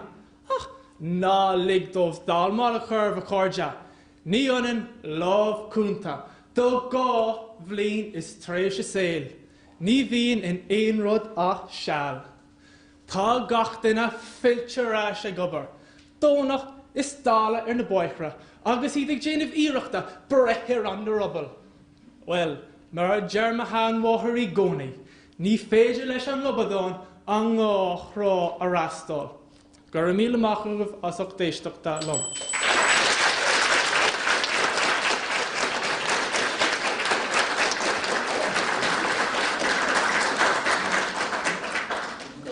Jack, inis cuireadh spáilte roimh chéad chainteoir as Coláiste Belvedere, captain na Foireann Gráine atá i bábhar an rún.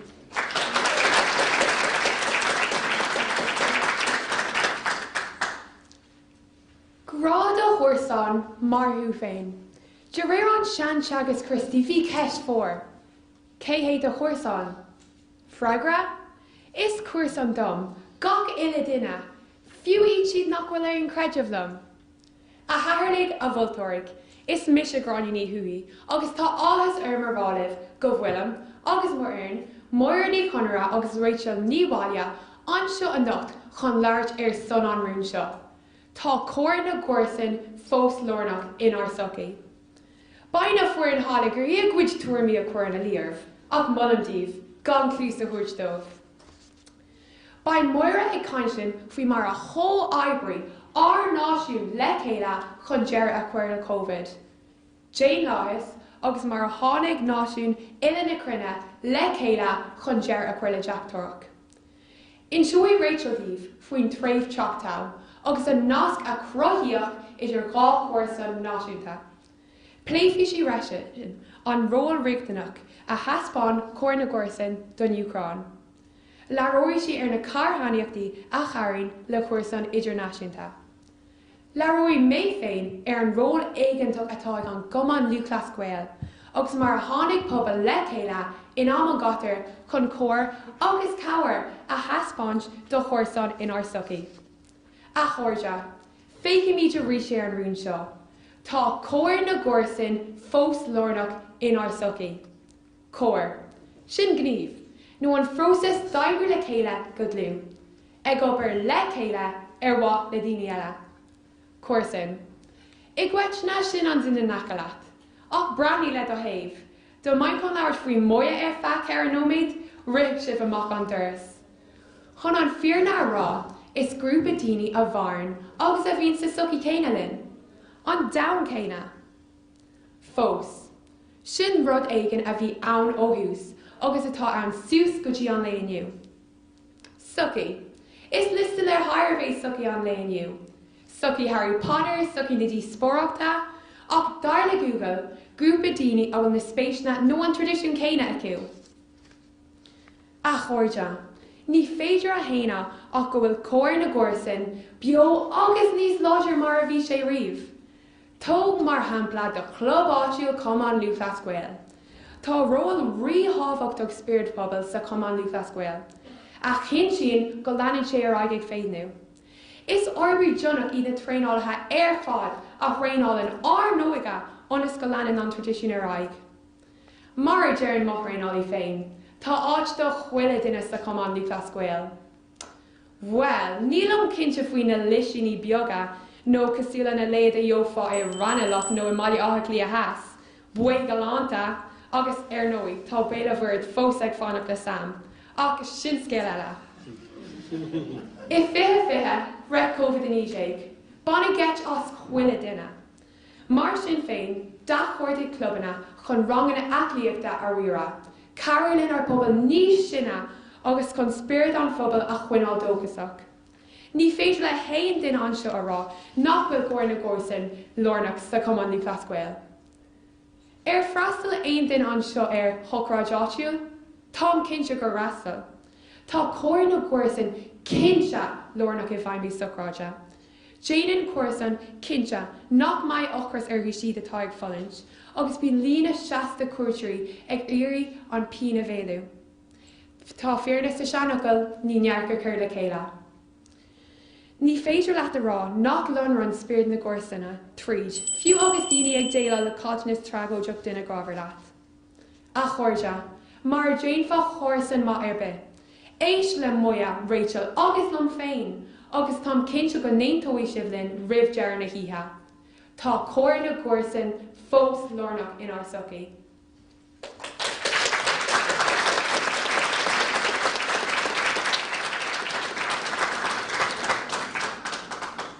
Míle maithad gráine, inis chuirimid fáilte ribh an chéad chaintear a Scoil Fort Sanford agus Captain na Foireann Rohan atá ag gcuine an rún.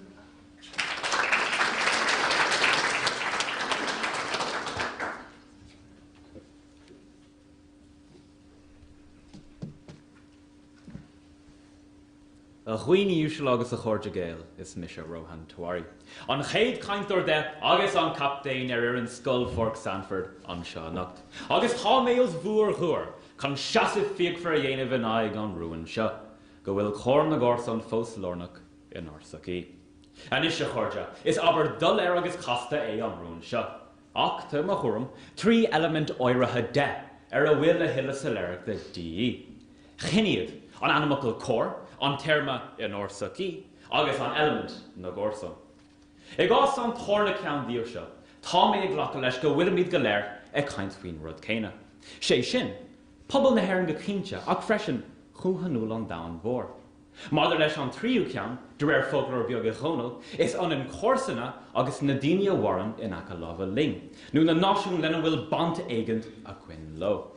Ach sé ar marúil deire hir go bhfuil an chéad nach mar an ceann is táchtaí. An puinte bhfuil an díospóireacht fad an seannacht ag brach mar deirdaige dí ar cór sa go héag seo.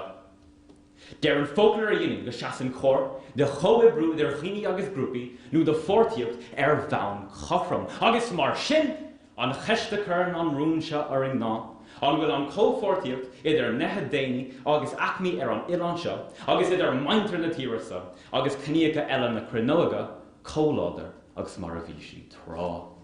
Féice gur dríú caintar céit ar an gceist seo bhean idir náisiúnta. Agus le roí siad díobh gur bheagaí an cósanúlacht le rion an tír seo de tíortha eile na crinne. Scagaigh ar darna caintar roisín an rún seo bhean náisiúnta, agus ag díú go choirithe ar an gcóras polatúil ar an Ilan seo. Agus a chása déananig mé analís ar an Albert seo bhean á túil.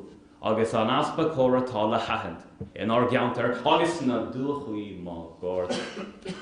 Mar a chóirde, sa náid as a dagam se, sa náid as a dagan sibse, mar an seandíonaí ugas, agus iad préachta, da rúta ag a gcórsanna agus caite i le tíoch.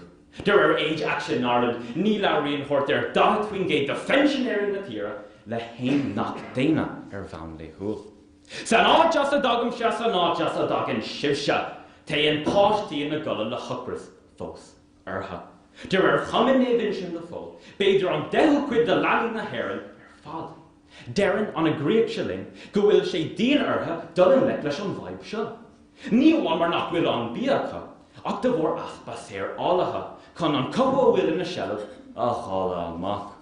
Sa náid as a dagam se, sa náid as a dagan sibse. Tá scair ar chéine dul amach saníthe, mar thora ar an bhór éigean atá go fór leathan sa tír. Agus ní nach úna, le hibar agus le méid na nrúpi, pobl ar ara, tar éis titham go tubaiste de réir na neordaí. Sa stad seo, der an gachtain in a rudí cearta fún le siúil.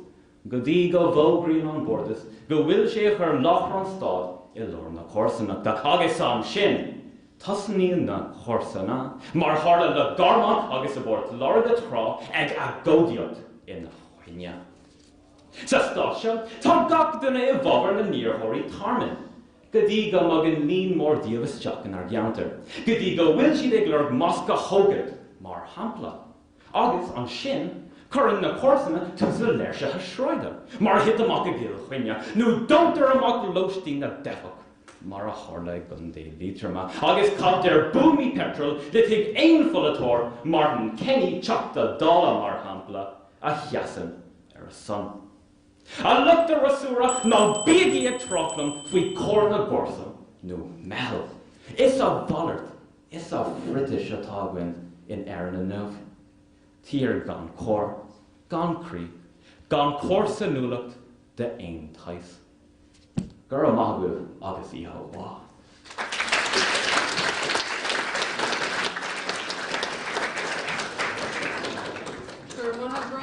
Inis chud muid fáilte rih an dáhar caintear as Coláiste Loreto, níomh atá I bábhar an rún.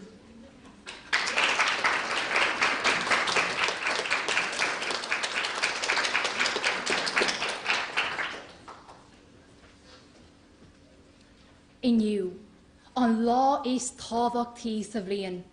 Níl aon lá eile níos fearr. Is cuma más clé limpach, tógán an uachtarán nó bua an látó atá ann.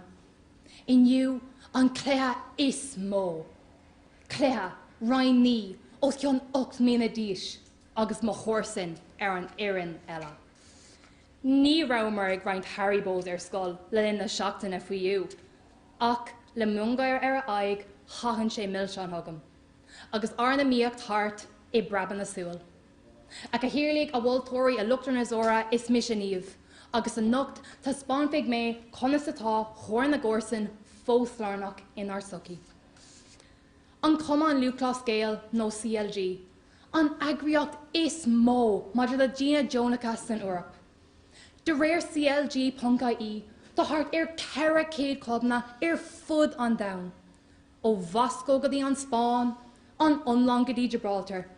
Bíonn ró lárnach ag na clubanna CLG sa phobal. D'orbrig na clubanna go dtíon a réit na dín glasála, chun bí a thuirt de seandína líochlacha sa phobal. Mar a dúirt Ciara, at nítar cara I grútan, at nítar córsan I grútan. A Jack, is ascúnta mé óthú. Áit bhfuil pelgéadach ihar crí, mé ó for Sam a déir tú. An féidir leat áit na cosúla Connacht Mór nó Ballintobar a haulú, gan na club na CLG. Is cínte go digan tú an tábhatach a bhanan le cór na górsan I measc na club na seo. Agus cé cóh tábhatach sa táisiad don phobal. Chomh mála sin na carda, tá cór na górsan ag freastal agus I ceú leis an pobal áitiúil tríd agriíocht eile, fearra chóirsanachta nó Neighbourhood Watch. A dhéana úsla, fála míon gach córsan I mo cheantar, chun is a dairigh lom, éilú amach, chun búla le a búgal a 3 o'clock madín. Hai amháim, tá is a gom go fórtú an text bhí seo freisin. In our rira, is agriíocht maí. Curann sé an phobal a suamhnas.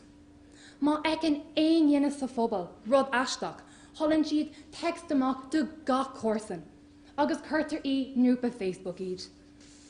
A Jack, dúirt tú go bhfuil achanna ar chórsan ar a chéile sa lá atá inniu ann. Níl gá iad gach duine a achna, chun é a taú nó é a cabhrú. An scríban ar siúirí faoin na grúpaí a thugann ara de seandína. Na grúpaí a chachan arm de daoine ina gcónaí in áisna ar gúiltre. Na grúpaí a thugann mBaile te de seandína atá ina gcónaí ina éonar.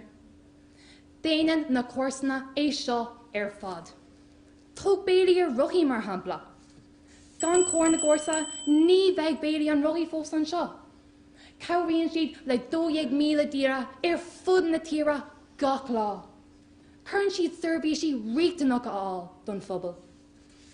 A Róhan, chunas is féidir le a rá nach bhfuil cór na górsan fórslánach in ar suci, nuair brachnaíonn chórsanna an náisiún. Smaoinigh ar do bhamó, gan mBaile te. A dhéana úsla, nuair táid ag caint faoi surbhísí takeíochta. Surbhísí falán nó surbhísí bia. Bíonn cór na górsan ann chun cabhrú. Mas duine ócú ar an parc imethe, duine a brathan tórnathe in áit ar gúiltre, nó sean duine ag lurg mBaile te. Tá gór na górsan fós nárnach in ar suci, gurbh míle maithagah.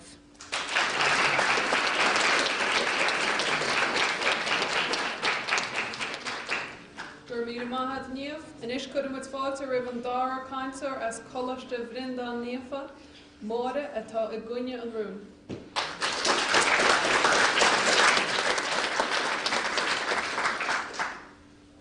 A Cathairlí, a bhfuiltarí, a luachtain ar zúra agus a gcuine úsla go léir. Is mi Chomóra agus is mór an anardom, bheithan seo nniu ag leabhart ná in a rúne, gúil cór na górsan fóslárnach in áirtachaí. Is dearcú I déalach támhain sin gur chórsanna maithe atá anan. Ach fáin second, féach céir de háirle I gcondé Roscomáin, I mBaile á clia, agus condé bhío. Áitna gur chorú cosc omláin ar lóistín éigeandála chun carú lenar górsanna atá ar an email. Ó se, tuair díide an dómh, fadas nach bhfuil sé ar lách ornáirse, cór na górsan, ar a stoppagaí. A Chiara, ar scacha chéile a bhharan na daoine. Simúl go leor. A Chiara luí tú an sin go mí córsanna Carolyn agus tú ag rá go bhfuil imaginán lámh cúnta thuirt dá chéile, go háirithe le linn an pandéma, agus ár górsanna ag siopadóireacht dá chéile agus mar sinse. Ara, ní mór dut an íorne lom a nochtú. Faoin mrú, omíocht agus stras a churann de chórsanna ort. A gráine stór is cinse gúil aithne ag chuile duine sa seomra seo ar an uair scéal thar lamabach. Is de hampla í an písa litriachta seo, gin bhrú is an omíocht a bhín an, idir chórsanna is an pobal I gutne. Is I aim eilís ní guimhne, ná béim a chur ar ábharchas, sant agus áféiseacht, lucht an rachmis, fud fad na tíre seo. Ní bháin sin, éiríonn léithí carnúil I meallach súntasacha, an brú a bhín ar gcuoine, coinneáil sús, leis na seónig in áíre. Cór na górsan. Cén meas tá anar tátar ag déanamh iireachta, an láb an uachtar áil ar a chéile de hir. Dar le RSVP.ie, maithíonn 8 fan géad de gcuoine, gohfuil tar fí bhrú. Agus iad ag déanamh compráte, I dríd féin agus a górsanna. An gréad tá, nár bhothaigh an bhean go lánta lei sin, compórdach dal amach leis an rúscar, gan gúna ihe álan OBTs is smidú meach ar a haig. An léironn sé seo go mbíonn daoine ag obair as lámh a chéile, ag takeú lena chéile, is ag treisiú, ná bacagaí. Dúirt tú gráine go mé Rachel ag déanamh plé ar an Ucrán. Ach Rachel, ní fiúdut plé aanamh ar an Ucrán, agus cécómh iontach is atá muint na hÉireann, ag takeú, ag cabhrú, is ag tabhairt ar a dómh. Nor thula sibh an ráiteas go dosníonn chathairnacht sábháile. Nach bhfuil is ag an domhan is a bháthair, faoin stop a chorú le tíag sóisialta I nún léirí agus ratdamhaigh. Léirigh an Irish Times, nach mó ná sásta a bhíoh muintir na górsanachta sin, go raibh díthliúcháil á dhéanamh ar a dtithe iontacha féin. Nach meanar dómh go bhfuil sihí acu, agus is cumas a tucló faoin na górsanna atá gan dín os a gceann, bia os a chóir, nó córsan tíomhhir dómh. Is ar wathe leis féin a dhéanaan an caton crónán agus nach fíre. Muna bhfuil muidinan ar a thuirt darbhhaintir féin, or górsanna béal doris. Cén más tá an ag ceapú gur deach chórsanna muid. Is leor nód den ólach nach bhfuil foirne ar bisarún, bhfuil cór na górsan fós lárnach in áirtochaí, gur a míle maithagah as 8 éisteachta le.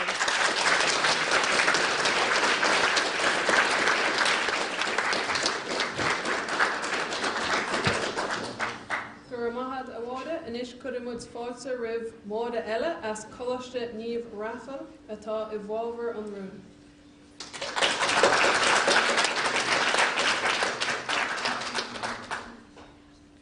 Cafaimid ar fad chomhoibre le chéile ónas go bhánfa arsochaí sláán. Ní haonmhar go rá go deastíonn córéiteach agus chomhoibrú ónas go mbeadh sochaí a gcoinne oibríonn. A Rowan agus a Jack tá sochaí a gcoinne oibríonn. Chomhoibrigh muid le chéile trá. Brandnig ar an seo a nacht. Tá muid sí é seomra gan bhosc sábhailta. Bhúil mid chóir COVID-19. Is epidématá gcoinne inis, ní pandéim. Fína sé é seo díobh. Camuid meascanna dá chéile. Scáirmuid na chéile ar feadh rábhlín agus inis tá srianta COVID-19 ordathe. Dibrigh muid le chéile ó cheann na tíre ag déanamh árníchail agus ag léirú cóir dá chéile. A charlaigh a bhóilteoirg is mis móra agus am sásan á rit aon duine amach an doras go fóg. Tá cóir na górsan fós lárnach in ar sochaí agus sin é an fág go bhfuil muid anseo a nacht. Nuair nach go bhfuil córsanna á daon faibanna, nuair buní an bhunracht. Ní cuir ceart am nás an áibh, fear amháin a bhí lúteán. Ach, buchas a dia, chomhoibrigh ar náisiún le chéile agus ceartaíocht na botún. Tá ar dír na omlan tócha ar déon láthas. Agus a chuirde bún déon láthas. Is iad na gréige go tháinig suas leis an focail hir sa tíreacht I dús ama. Démos, sin go náhuioine agus cratos, sin neart de bhar chomhoibrú. Is fína se dómh réignathe ag déon láthas, go bhfuil cóir na górsan fós lárnach in ar sochaí. Tóg ar rialtas mar hampla. Ina bhfuil páirtí córsanna I gcuine a chéile. Is iad na páirtí céine a oibríonn le chéile chun sprúcanna go tíonta a bhaint amach. Is meitheal ibre a iad seo a chomhoibríonn le chéile sa lá atá inniu ann. A bhróin bocht, níl meitheal riamh, níor meitheal inis, an gcónaíonn tú faoi carraigh, éist lomsa. Chas siar an clog. Bhíh meitheal a córsanna ag obair le chéile ag cur barí nó ag bant an óir. Tá an athratha, tá an fios agus bíon lasatha. Agus tá lasathe sa lá atá inniu ann, ar mhunracht. Pósa aircha mar hampla, an tuchtúachta asgarbhú. Ceart agus cuairt a chuirt do bhná a golanna a smachtú. Cínta is fear go máil ná go brach. Fécin míad siar an tragad a hála le linn chugad damda a dó. Hála an tragad seo mar geall ghuine a bháin ag múnlú pártaí omláin. Deachtóireacht. Mar sin féin, dibrigh dína le chéile mar hampla Anne Frank nó Oscar Schindler. Dína difriúla, córsan mar sin féin ag obrú le chéile sa sochi. Bhí saol difriúil ag an uachtar san álar, agus na mílte daoine eile sa monarcha mar gheall ar chóir na gcórsan. Tá rééis chugad damda a dó choibrigh tíortha le chéile. An sin cruthaíoch na náisiúntaithe, an agriocht idirnáisiúnta is mó ar dam. Thucraigh córsan obair le chéile seachas cead a thabhairt do gheachtóireacht.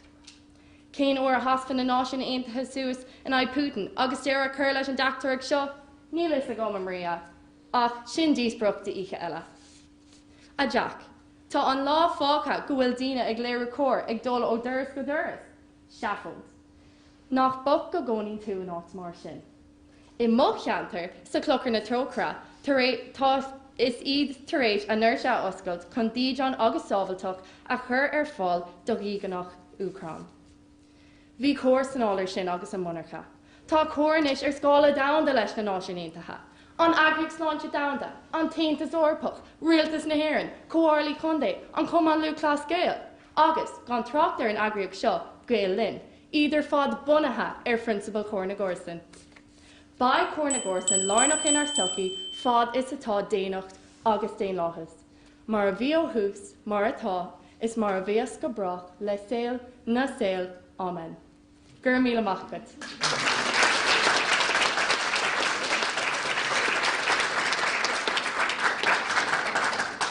Míle maithad a bháda inis chud an mud spáilte ribh an dara cantar a Scoil Fork Sanford Oisí atá a gcuine an rún.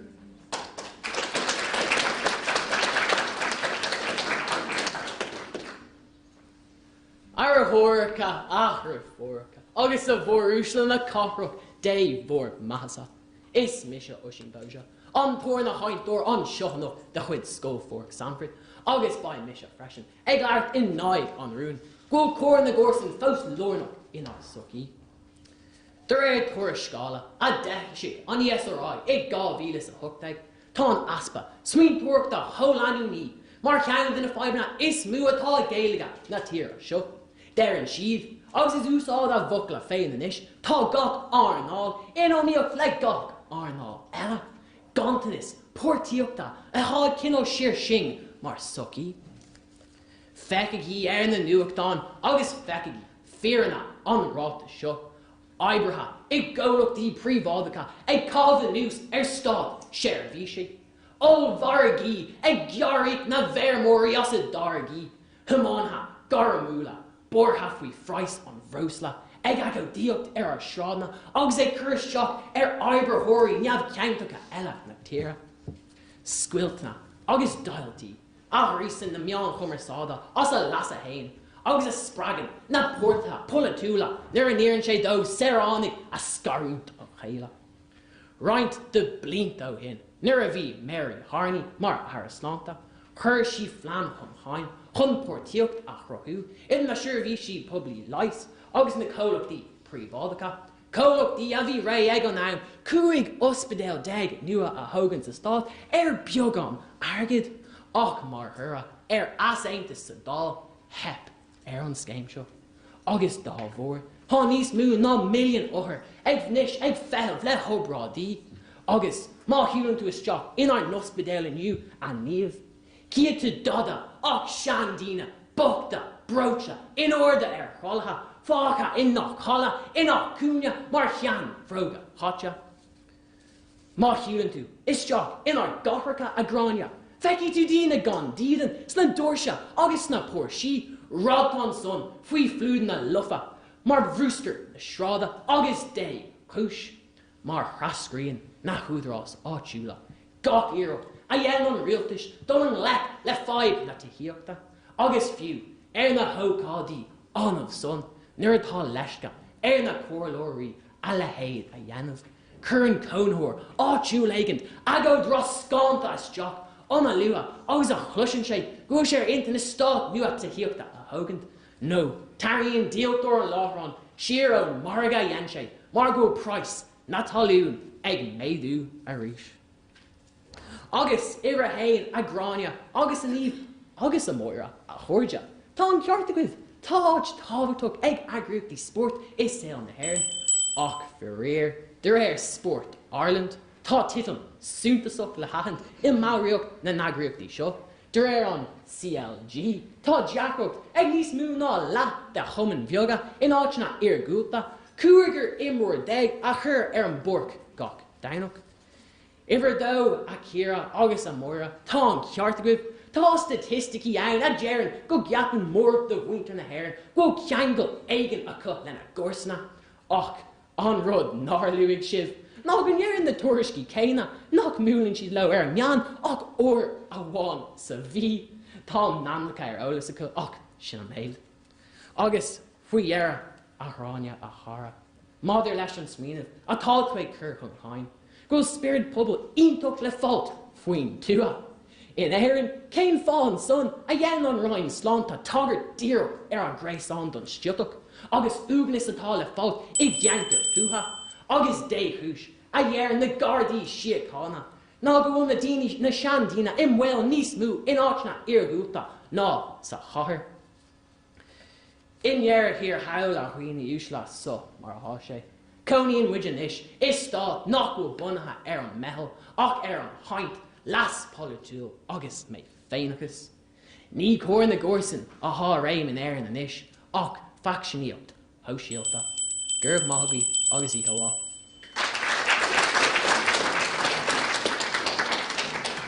Gur míle maithe de Óistán, inis cuireann muid fáilte roimh an tríú caintear as Coláiste Díospóireachta, Rachel atá I bhábhar an rúm.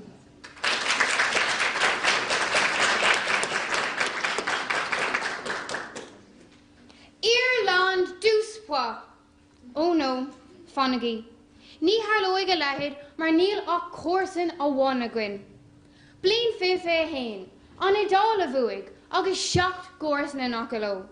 2019 an ísiltír a bhuaig agus 4 córsan in acaló. A cháirde, tá is a gcuin go léir go bhfuil bútóirí na thóra físe bunathe go thomláin ar gcóir na gcórsan. A gcuin úsla, is Mr. Rachel, agus mar dúirt mórin, cílíonn córsan duine nó tíre be ó bhfuil cabharúthú. A Moira, tá brónar am nach bhfuil do ceantar códeasa is mo ceantar. Sin uafásach. Ag comparáid idir duine tithe agus smuide, ach mar déir an seanachil, ní bríthra a dhéarbhás ach gníomh, agus cuma. A Moira, luigh tú go bhfuil géarcéimar siúil san Ucrán faoi láthair, ach buíchas le dia, tá córsna iontucha ag an Ucrán, taobh muid den rúis. Cuair muinte na Polana agus na Rúmána fáilte roimh a 1.3 milliún díonatha ón goga. A lucht éisteachta, cuda sé bhéh faoi go hana a nocht, ach tá tábhach faoi le ag baint leis. Ad nítar gara a grútan, ad nítar córsan a grútan. A gcuin úsla, tá star áda cásta ann idir muid féin an seo in éireann agus an bhratan, ach sin san aimmatá thart. Cílíonn sé sin nach bhfuil sé fós mar sin, mar atá luúta sarún. Sin an fá go raibh an brat imach có tábhateach sin don dáthír. Ní raibh mar géirí an cadrib a thug an cuid am a crothú a cuirí mail. Tuigeann polatóirí na díortha an tábhacht a bhaineann le cadrib síocánta idirnáisiúnta a cuimhnú. Mar sin, ní gáidúil vísa áil chun taistil idir éire agus an bhratan, margheall ar an cólimistéir taistil. A lucht an rasóra, cé an seo a bhí ag Cheltenham an seachtain Secáte, agus gan vísa a bheith agat. A lucht éisteachta, bhí na Ciara agus níomh hana féin, an éfacht dearfach a bhí ag an pandéim ar gáidir blenar gcórsan, agus feicimid an rud céine le córsanna idirnáisiúnta. A lucht an rasóra, is léir go raibh cór na gcórsan lárnach le linn na pandéma, mar thug Irish Aid €150 milliún dar díortha córsnachta agus díortha bugta. Comála sin, cuir an Gearmán fáilte roimh othair a bhí ag folant le COVID-19 ón idáil agus an rank. Bhí labacha dín curum, agus trealamh leis cóú for le chóir, agus ranmíad iad le chéile in aimagatar. Cuma, tá policy cuarsnachta tugta isteach ag an Aontas Orpach. An aimimetáir ná deach cadrih idirnáisiúnta a cothú idir tíortha cuarsnachta, trí Herbert eicnomíoch, slándal agus dín leithis mar hampla. A uisín tá sé sa léir ón policy seo, cé có tábhachtach atá cuairna gcomharsan inar sucaí, mar go bhfuil búséad bliain túil, 50.4 billiún euro ann. A roihim, dúirtu go bhfuil sean daoine ardíre uagnach, ach mar a dúirt níomh, tá go leor sórbhísí iontu phobal chun cabhar a chóirtómh, go háirithe le linn an pandéma. Fiú nó nach siad an am caiim le gcomharsna aig, bhí siad an am caint lo ar FaceTime, ar Zoom, ar Skype. A lucht éisteachta, hastal sibh ar Thursdain le linganocht. Leabhar Ciara, bhí conas atá gcóirna gcomharsan fós lárnach Belvedere. Bhí nig níomh cé go tábhachtach atá cuairna gcomharsan sa phobal, agus leabhar mé faoin tábhacht I bhaine le cadrih síocánta idirnáisiúnta lenar cuairsanna. A gcuoin úsla, mar a deirtar is dam beag é.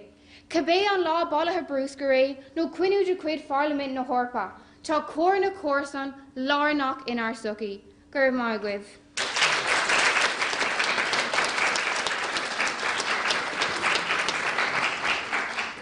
Míle maithad a Rachel, and is could have what's fáte rib an tríú cancer as Coláiste Belvedere Nefa, Michael atá a gcuine an rún.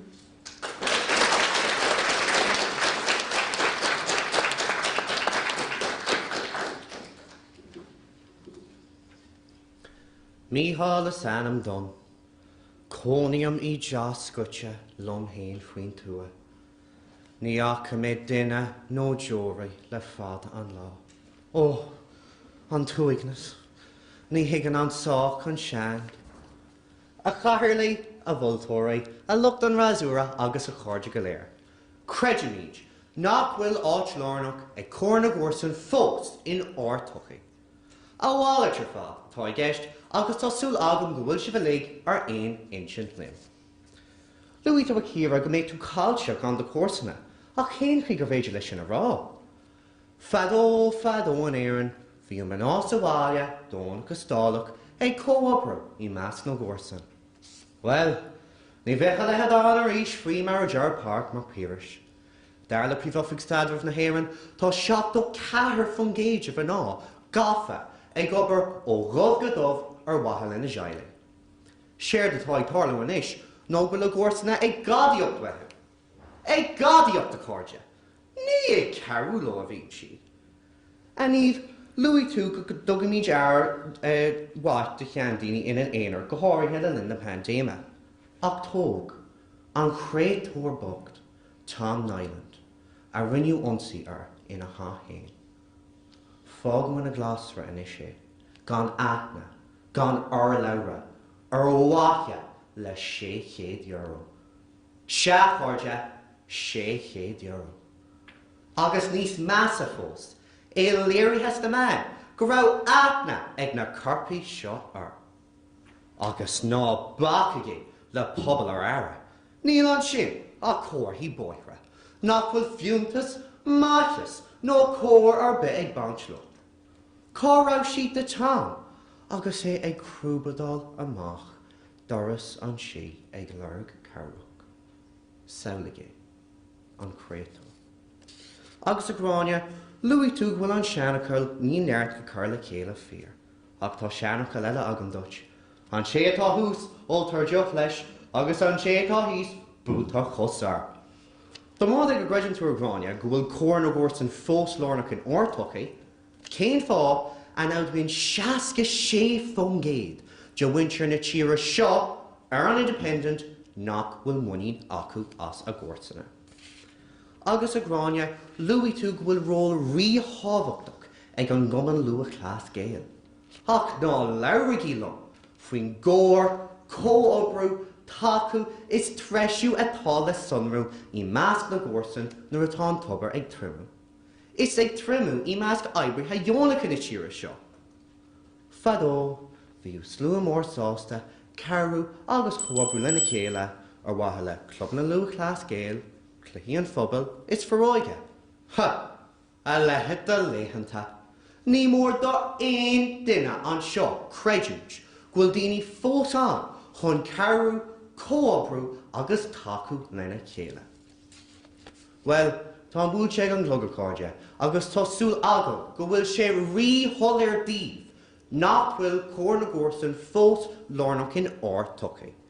Chur Jack tús lein ar an airgón si ag déadh san bhíú is ag clé léhananta daracha an vírus. Lean mór a ráide ag déanamh tráchta ar an rú milteanach a churann ar ghors na arming, agus chríoch ní mise le lé ar an nádíocht. Gur míle amach go bhcáide as ó clúséisteachta a chóirtán.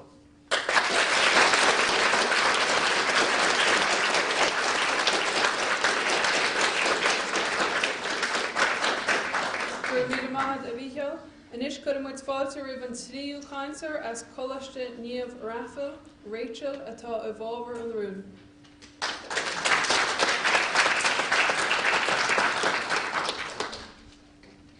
An bhliain 8 carcha seacht. Bhí an gCurta Mór I mar a réimne sa tír seo. Déanar na hÉireann ag strappah le chalar, bás, ocras agus mí chochú.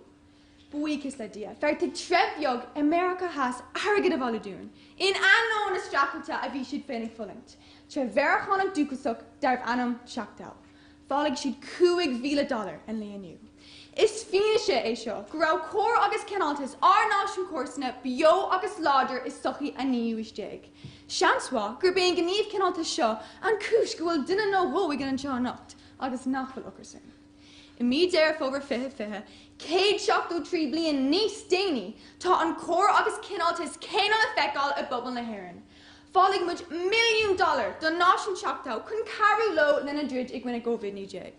Crochaíoch nás láidir idir gá chóirsa náisiúnta dangníthe ag mín fiúntach, carú lena chéile.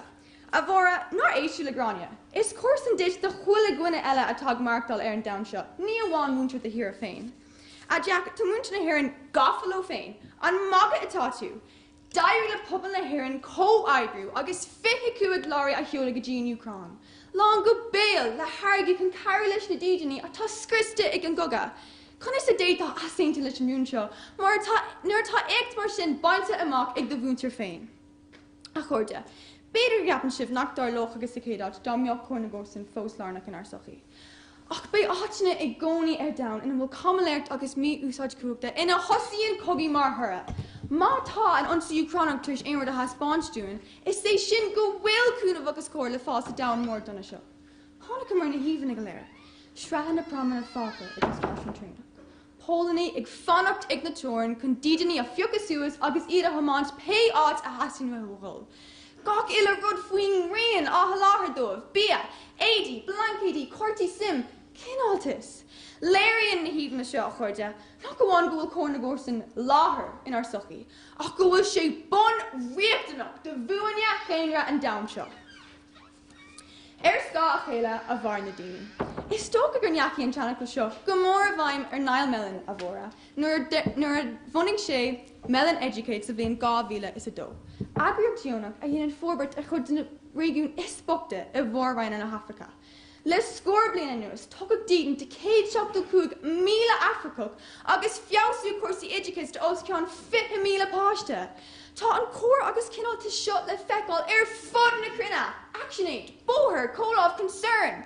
Carnagdí idir fád a thug an aibríthe dúnacha le chéile chun cinníla go marachtála a dhéisiú do chuoine i bhád níos spóta ná iad féin. Chuirsan den scoil mar iontu armsa. A rowan níl marrá nachfuil páistí ag dul chuile le agus orthú, mar tá ceart agad agus is tragóid é. A bhóra níl marrá nachfuil brú trom cúise go smír in arsochaí ar déanaan na hÉireann go léir. Ach, ní féidir a héine ach go bhfuil maithas le feicáil i ngach ceann den damseo agus cófada is atá be an lábhan uachtar aige ag gcónaí. Sin a méid a hasín chun foirne an bhúntra eáil. A chuirde chuúla siad gráine agus móra, ag caintriú na tradiisiún a léironn go cór na górsan ag réalár ar bobbal áitiúla, agus an ró riachtanach atá aige ar scála náisiúnta ón mon a níos. Dúirtá go múin séantocht díospóireachtaí. A chathaigh a bhultrig agus a chóirsanna go léir, tuair luach saothar don taobh dearfach a nacht. Gur míle mágam sa tíis.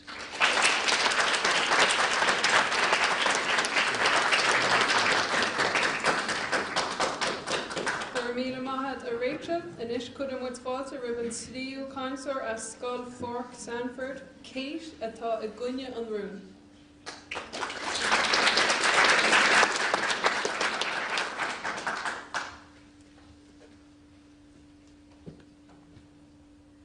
Máth hiag do gcórsan trí hinna, caithí tú dul i gcóir air. Is cuma mas Clochar Belvedere sé, nó má chonaíonn sé ag bun na stráide. Ní hé an countort ina bhfuil díthach hain mar rud is tábhachtaí sa smaoinemh Ársa Gaelach den bheitheal. Ach, an comhórsa núlacht, damda.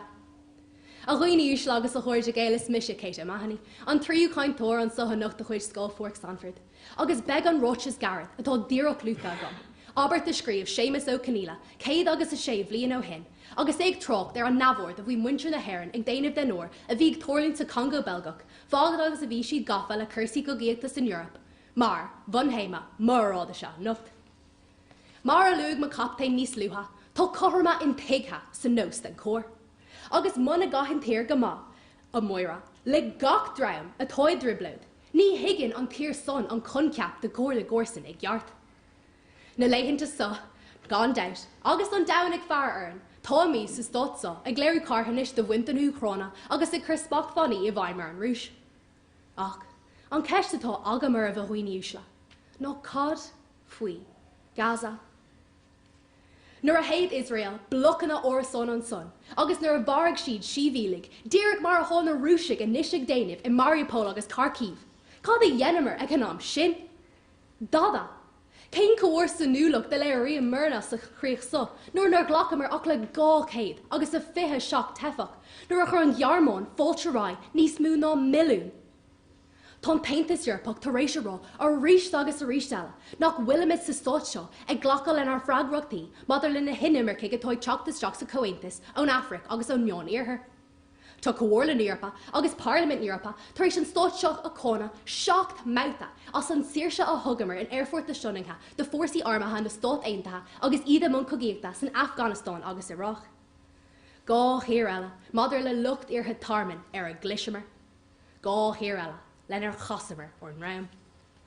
A nuas ar son, in an yon or gwyd caint the mora, ní le mid fiú mar bhil de ícash nó NATO mas maithliv. Ní le mid ag déanamh ein cuidú cuairsa núl de chosint míle tan na mór rinne a chuigint. Ligamid do huioine óga ó hiortha eile, or gwyd troda a dhéanamh ar son. Agus iver a hain a moira a níomh agus a rétal, madidir le a tefic ó lúcrán, má tá cór na górsan cóláidir agus mar dar an sibse, cén fánach darag íon winter na hÉireann loistín ina detha, duna díri gan díden, atá ina lí ar na stráideanach hús de maiach lia a nocht. Cén fánach bhfuil siad réig howard mar son tauirt a howardóh, son atá ag fuilint díreach glas muit dó an nuirse. Agus iver a dó a moira agus a Rachel a chuirde, madidir le bhór dóram bhfuil iarthar an dawan ag tak le chéile. Is dóiglumm go gurach an smaoinemh sin untas ar iad son atá ag iarag turin hasan Stát Aontaithe a thrasnú. Áta bhfuil Biden fós ag tógal balla Trump. Agus ar chumisisiún dhear an Aontas Europeic tar éis imimecht na Breataine ón GoPubble. Agus faoi dhearra a Ciara agus a Moira a chuirde. Madidir le bhar buinte le COVID-19, mar is ó de caga, de chá. Tá galar ag réban na tríd an tír a ríise Moira, agus cén fá, mar churig deir le stríta go ró lua. Ní chun seach de ggóir ar an tír ar fad, ach chun tornóirí agus luch na tórsóireachta a thosamh. In air hir heil a roioine úsla sa mar a thoise. Léir go sin díobh an bealach in a bhfuil aspa portíochta sa choras polatúil ag mBaile na tíreach. Haspáin rohandíobh nach fíor cho lúidir in ó rira iad or bubble in air in a chuigint. Agus im ó chosa, chur mé an aspa chóir sa núlata a spáine an tír sa don chuid is mú, iver láthair. Gan daut, bhí cór na górsan mar ganné dór sochaí trádal raibh. Ach inniuh, Tommy's rócháte oning hain chun umra aon duine eile a hraba. Gur maithagí agus ihuá.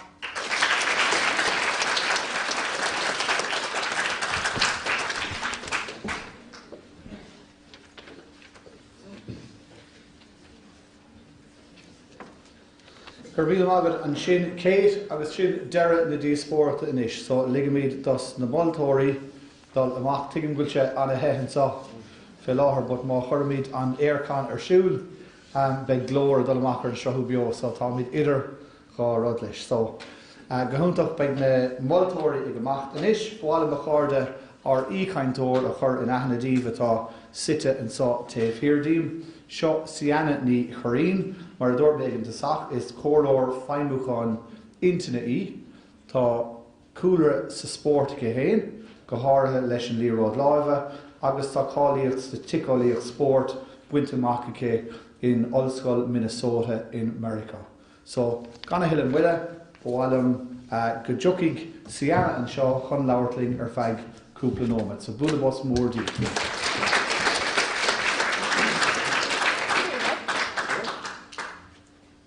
Dúrlam ribbeseach bhfuil man seo mar cinál crowd control fad is tá na multaíd in na cinenne, so tásúlam mai cholána mai dá umpar orí ar fad. Ach dús báide bháil an buchas a gáil belog atá tá site hús atá as an job ítach atá dinta a gí lug sa díospóireacht. Agus is mór an anar dumsa a bhain seo líbse ar fad ag an ócáid speisialta seo in Óstán an Radisson an Átha Luain a nacht.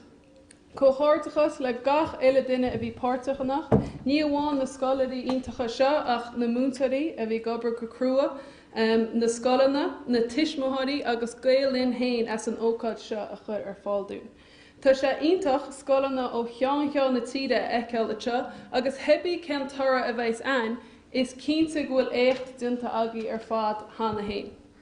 Tá is an ar fad gur cleachta íana máisteacht agus measam hain gohaach muid riontuá máistead ateo a nacht, agus mollam sib ar fad as an gleachta agus an iirecht atá tucaí agaí a nacht, agus ní bháin a nacht ach ó hús na bliana agus ó hús an Chomórtas seo.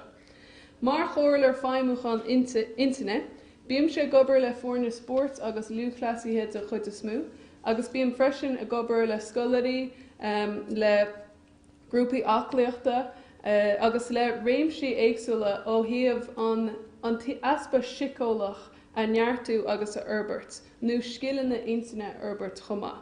Scileanna cosú le fócus, muoín, tíocht a níorthééis botún, sprága, lábhseáil níróga agus tuile. Agus ní amháin gan tospáanta sa sport nó mar hampla husatá ach sa síal chumá. Bei is ag na daine tá hééis díospóireachta dhéanana ateo a nacht, nach féidir linn an caighdeán is airde a bhaint amach gan ábaltach ar nús na scileanna intine atá lúta am a úsáid agus a Herbert. Gan an sprága, ní bheith duine ar bith anseo hééis cuidisteach ar a gComórtas fiú. Gan ábaltach fócus a dhearú, ní bheith muid an an zúrú ar a gcaint a bhí a man a nacht. Gan muoín, bheith sé fíorhearcad thíocht a níos ateo agus labhairt os cór an slua seo, mar tá sam hain. Gan ábaltach déile le botún, bheith sé dechar cúneáil leis an gleachta díospóireachta a bhí a teastáil ar scoil agus mBaile, mar tá mai cinnte go raibh botún an ribh seo. Na a bhí mise ag an íscéan na líbse, Foireann A, níor hiicme gur féidir scileanna intine a Herbert. Bhí agus tá fós dearcha an gur rudaí iad seo atá nó nach bhfuil ad, mar hampla béidir go gapan tú tá muoín ad nó níl muoín ad. Ach níl sé sin go thomlan fíor. Is scileanna iad seo cosú le éon scial eile gur féidir Ferbert agus a ólam le cleachta agus le hiireacht thar tréimhse ama. Idir mo chuid oibres le foirne sport agus mo chúdar hain sa sport. Tám sé beganín cléanta ó thaobh an chéadhrún a bhí ana nacht maidir le léachar sport. Mar duine a dimmer gach sport bio agus me fása níos, bhí an suncar ag mo léachar sport agus ag an sport a hain armsa. Lua duine cinnt ar ball Katie Taylor agus is cuineach lumsa go maith an oíche gur rúsí sin an bun Olympach sin. Béidir go binne fá, gur rá sim am a bheith gobar sa sport chomá, agus go mbeadh fós ag immert sport go dtí an lá seo. Rud a heas amach dumsa agus me ateo ag éisteach líb a nacht, agus leis na foirne a loga bhí an nacht, ná an cosalacht atá idir na léachar sport atá an, agus léachar de éonchéanál atá an, agus na daoine óga a bhí a labhairt lína teo nacht. Scotí na a bhreanlaí muid ar léachar sport, léachar ceol, léachar telefíse, nó léach de éon hais atá an hain, Dina muid darmod gúil muide níos cosú le na chéile ná mar atá muid difriúil. Mar hampla ó héhan sportste má chuoineann muid ar críomh na hhéireann. Fecinn muid a lúclasaí agus iad ré le tuairt chun páirce agus iad ré le nimmert. Ní ecinn muid an obair chrua an tréinál na botún agus an réiteach atá dinta acu ó thús an téasar. Fecinn muid iad ar an lá ginúnach sin. Is an rud céine atá gceist an seo. De gach duine a tháinig in níos seo a labhairt. Tá obair chrua, tréinál, botún agus réiteach den chéad scá dinta acu agus tá chulúine le molla. Nuair a chuoineann muid ar léithre, ní ecinn muid riamh an aspa muíine, na néróga, na smuointe dúilteacha béidir. Fecinn muid duine láidir, duine gur féidir le aon rud a bhaint amach, agus béidir go gceappa muid nach gcuireann aoncheo astóp. Ach díreach cosú lomsa, agus díreach cosúil leis na daoine seo macalam agus sib sé ar fád sa loch féchanna, bhí an tréimhsí an ina míon ar léithre nervhíseach, nuair a bhí an aspa muoín acu. Lua muid ar bás sa mBaile agus Naomi Osaka, agus tá dá hampla crochaí acu sin, ach léiríonn siad go gcuireann gach duine an ceist an féidir lumse a seo dhéanamh, agus bíonn deachreachtaí an ar fad. Ceiste amse go minic, ag obair le daoine difriúla ó réimsí ábhar difriúla ó sport, ceol, aisteacht, chuireann daoine an ceist, céir de dhéanann na daoine sin difriúil, na daoine is sár. Cén chuí an náidín lo, fiú nuair atá siad nervhíseach, fiú nuair atá aspa muoín acu. Agus tá neart bailí éagsúla chun an ceist freagrann na ceiste seo a aimsiú. Measam héin agus rud a eicem, ná go dtigann na daoine seo, gúil se nádartha a bheith nervhíseach. Gúil se nádartha scátaí aspa muoín a bheith ad. Gúil se nádartha smuointe dúilteacha a bheith ad ó thám go thám freisin. Agus tá sé nádartha freisin tú héanana cheistú, tá sé nádartha an cheistin a chur, an féidir lumsa a seo dhéanamh. Tuigeann siad freisin nach bhfuil siad lo héin. Fiú go na daoine a bhíonn sa gobar nó a gimmert mar daoine éonarcha mar hampla a héin, bíam se fós a gimmert líos lábha, bíon lom héin go minic i gimmert, ach fiú na daoine sin is féidir lo bra ar daoine eile, agus cúna daoine eile úsáid, chun na smuointe agus na mothúcháin a hagan le hócatí mhór an síl a lábh seo. Má bhreaann muid ar léithre sport agus ar an gcumann luachlas gael mar hampla, is léir go bhfuil tionchar ag gcóir na gcórsan oran mar imóirí sport, mar foirne agus mar réine. An bhfuil cóir na gcórsan lárnach sa tuchaí, fácama cinenne na ceiste sin ag na moltarí agus agaí héin.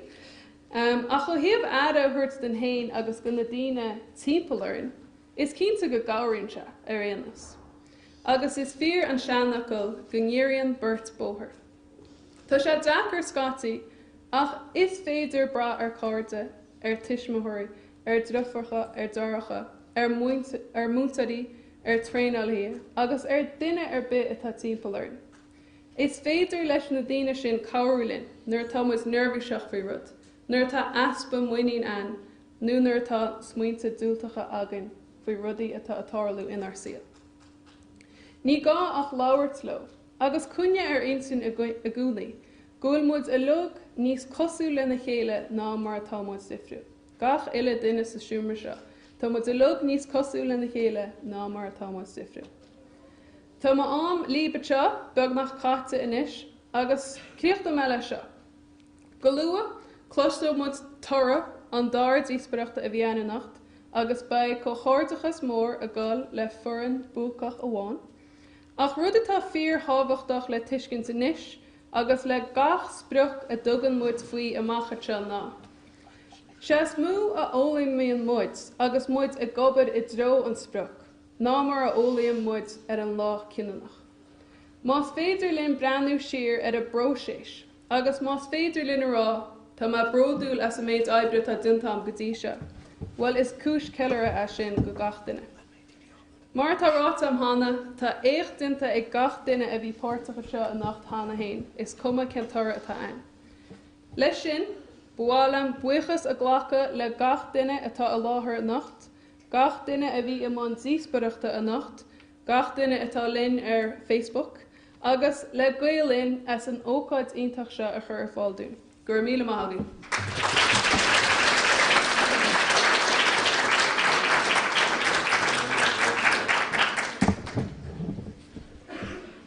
gur mágad Sianna as 8 na focail inspiráideach sin don luchfeicne agus tas na scoláirí. Rih go dagan na moltóirí suas nó félim suas an samar bhiltóir iarma ar Anthony Ó Cuileáin príomhhaimimeach gailing cúpla focail ará.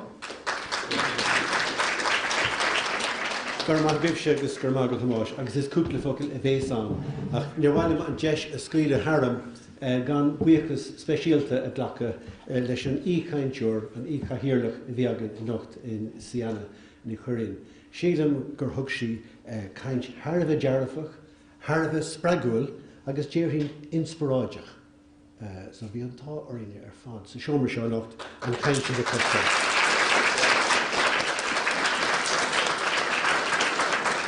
Agus maiall ar an am den lá atá an agus daoine ag taistil agus mar sin is córsmíine bhar seo gur féidir libh brethnú ar imeachtaí na híthe nocht a ríis béis siad ar an channel YouTube ag Gaelín. So go háirithe de bhfuilhín ar nuaigh sibh sin a caintúirí ach an caint thug Sianna is mór is fiú breanúir agus de bhfuilhín don foirne ins na scoileanna go scapach sibh an scéal faoin caint iontach a thualamar an seo a nocht.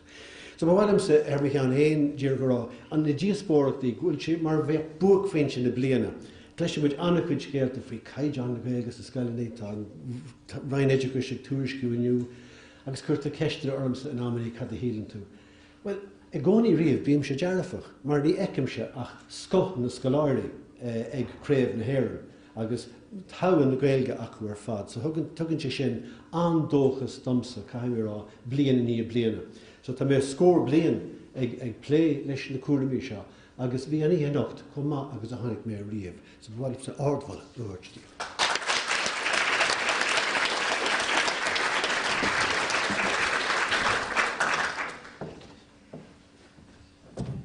Gur mágad a phríomhhaimimeach agus inis léigh mé ar fearrtán so félim machtánacha leabhar seo duine dos na moltóirí agus tá an tora don díospóireach sínseireach ina láimhige. So búla was mór a félim machtánacha.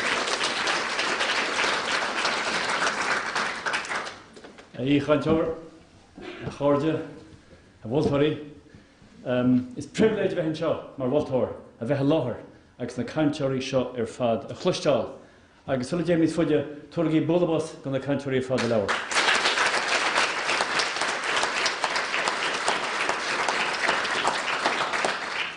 Má íartar arma blion se hagan an job se dhéanana mar bhiltóir, tá má dhéanana fógra peibli, ní bhéh me caithe in Craobh. Mar dúrú an nach, tusa bheith a caint mar tá an Craobh atsa, so ní bhéh in Craobh arma blion se hagan. An dís parfin se bhí spríán. Fecem míú nuanis ar a pobl, go míon tiismóirí a fara ar na déagóirí a go leach san ihe. Agus fecem cé nach bhfuil feachtas chonachta tosaí fós a gúsaí pelle, bhfuil gáile agus mó tortfií héile, hana hí. Bhí an díosparthain seo is gáilehach me se tá me chonaí i Gildara, agus hín díospáirc seo cusa leis an Grand National. Bhí daoine a gcuileach an tasa, agus daoine eile an tasa, bhí capal an tasa, bhí an tora nó an rás seo idir rácheann na mé go dtí an deire tá mé ráit. Ach nuair atá díospóireacht, caithú bíon an túrmaíocht iad rá mar a chéile. Ach ins an éfacht argóint nó freagart pointí, sé ná bótear na Chomórtas seo.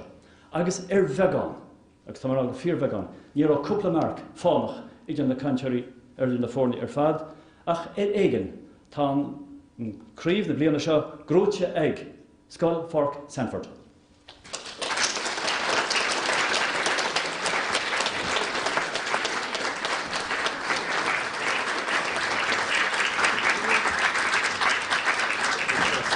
Go bhfuil mar film agus go bhhargus do Scoil Fork Sanford. Inis bhhailm na dúisne ar fad, tá dúisne dos na foirne ar fad ann, agus tá snóime leis na foirne sa dara áit.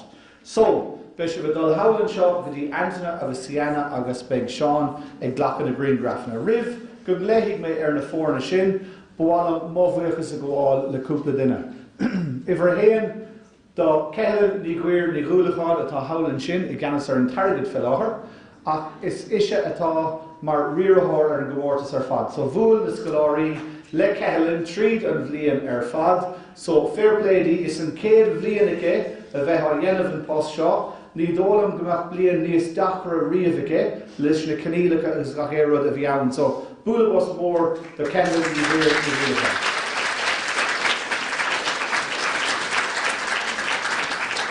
Chomála sin híos go bun an teamra tá beirt eile de iireann Gaeling ann sin Morid agus Deirdre. So tá an Márta go anna cúla go fad don cheann híos go an sin ag cúil an teamra, but gan Foireann Gaeling agus gan Morid agus gan Deirdre ní bheith an Chomórtas I dul raig ach an iireann. So is léimiid na foirne a bhí sa dara áit sa Chomórtas Sínsir Seanach. Tás nó me le Foireann A, Coláiste Belvedere I gCéadaoin, tíre níomh agus Rachel, má híonn sibh se hail leis an múntóir gile íosa chun bhórcuid dúisna áil. Fair play.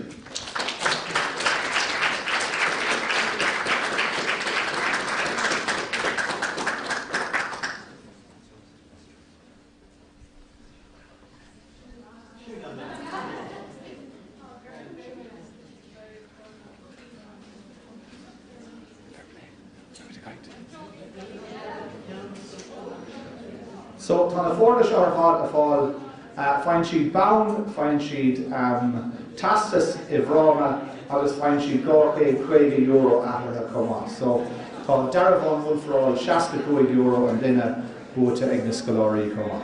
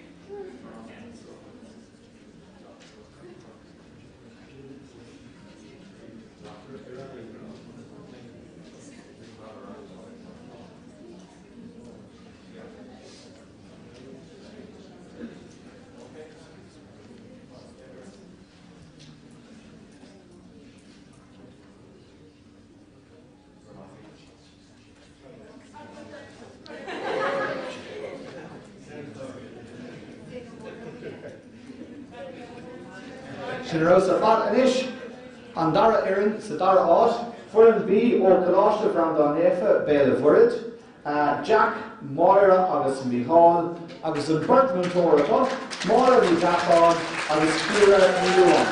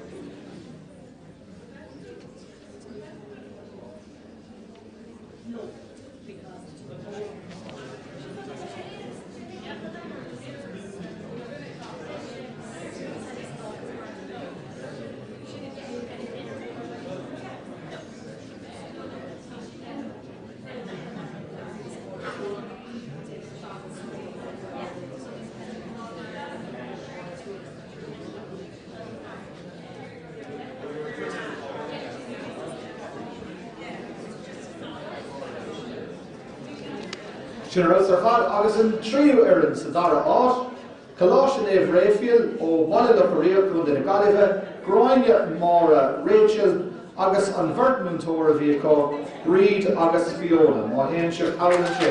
Bhuaile bos mór.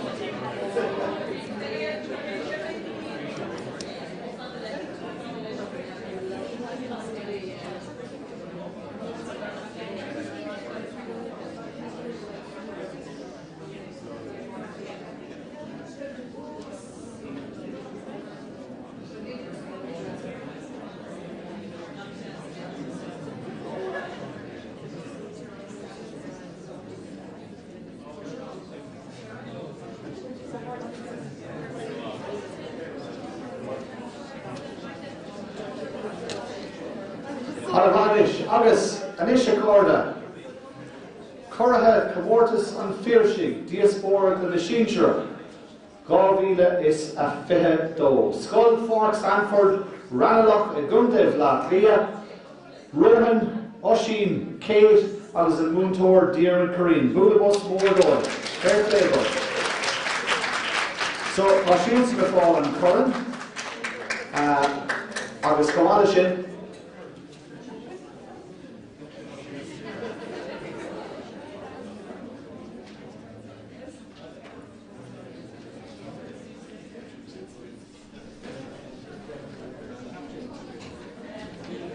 so, fine sheet an Corann, fine sheet €1,000,000 atartha, fine sheet bound, agus fine sheet hasas ibrána. So, fair play dóibh, agus an múntóir Díran Corinne atá leo óma.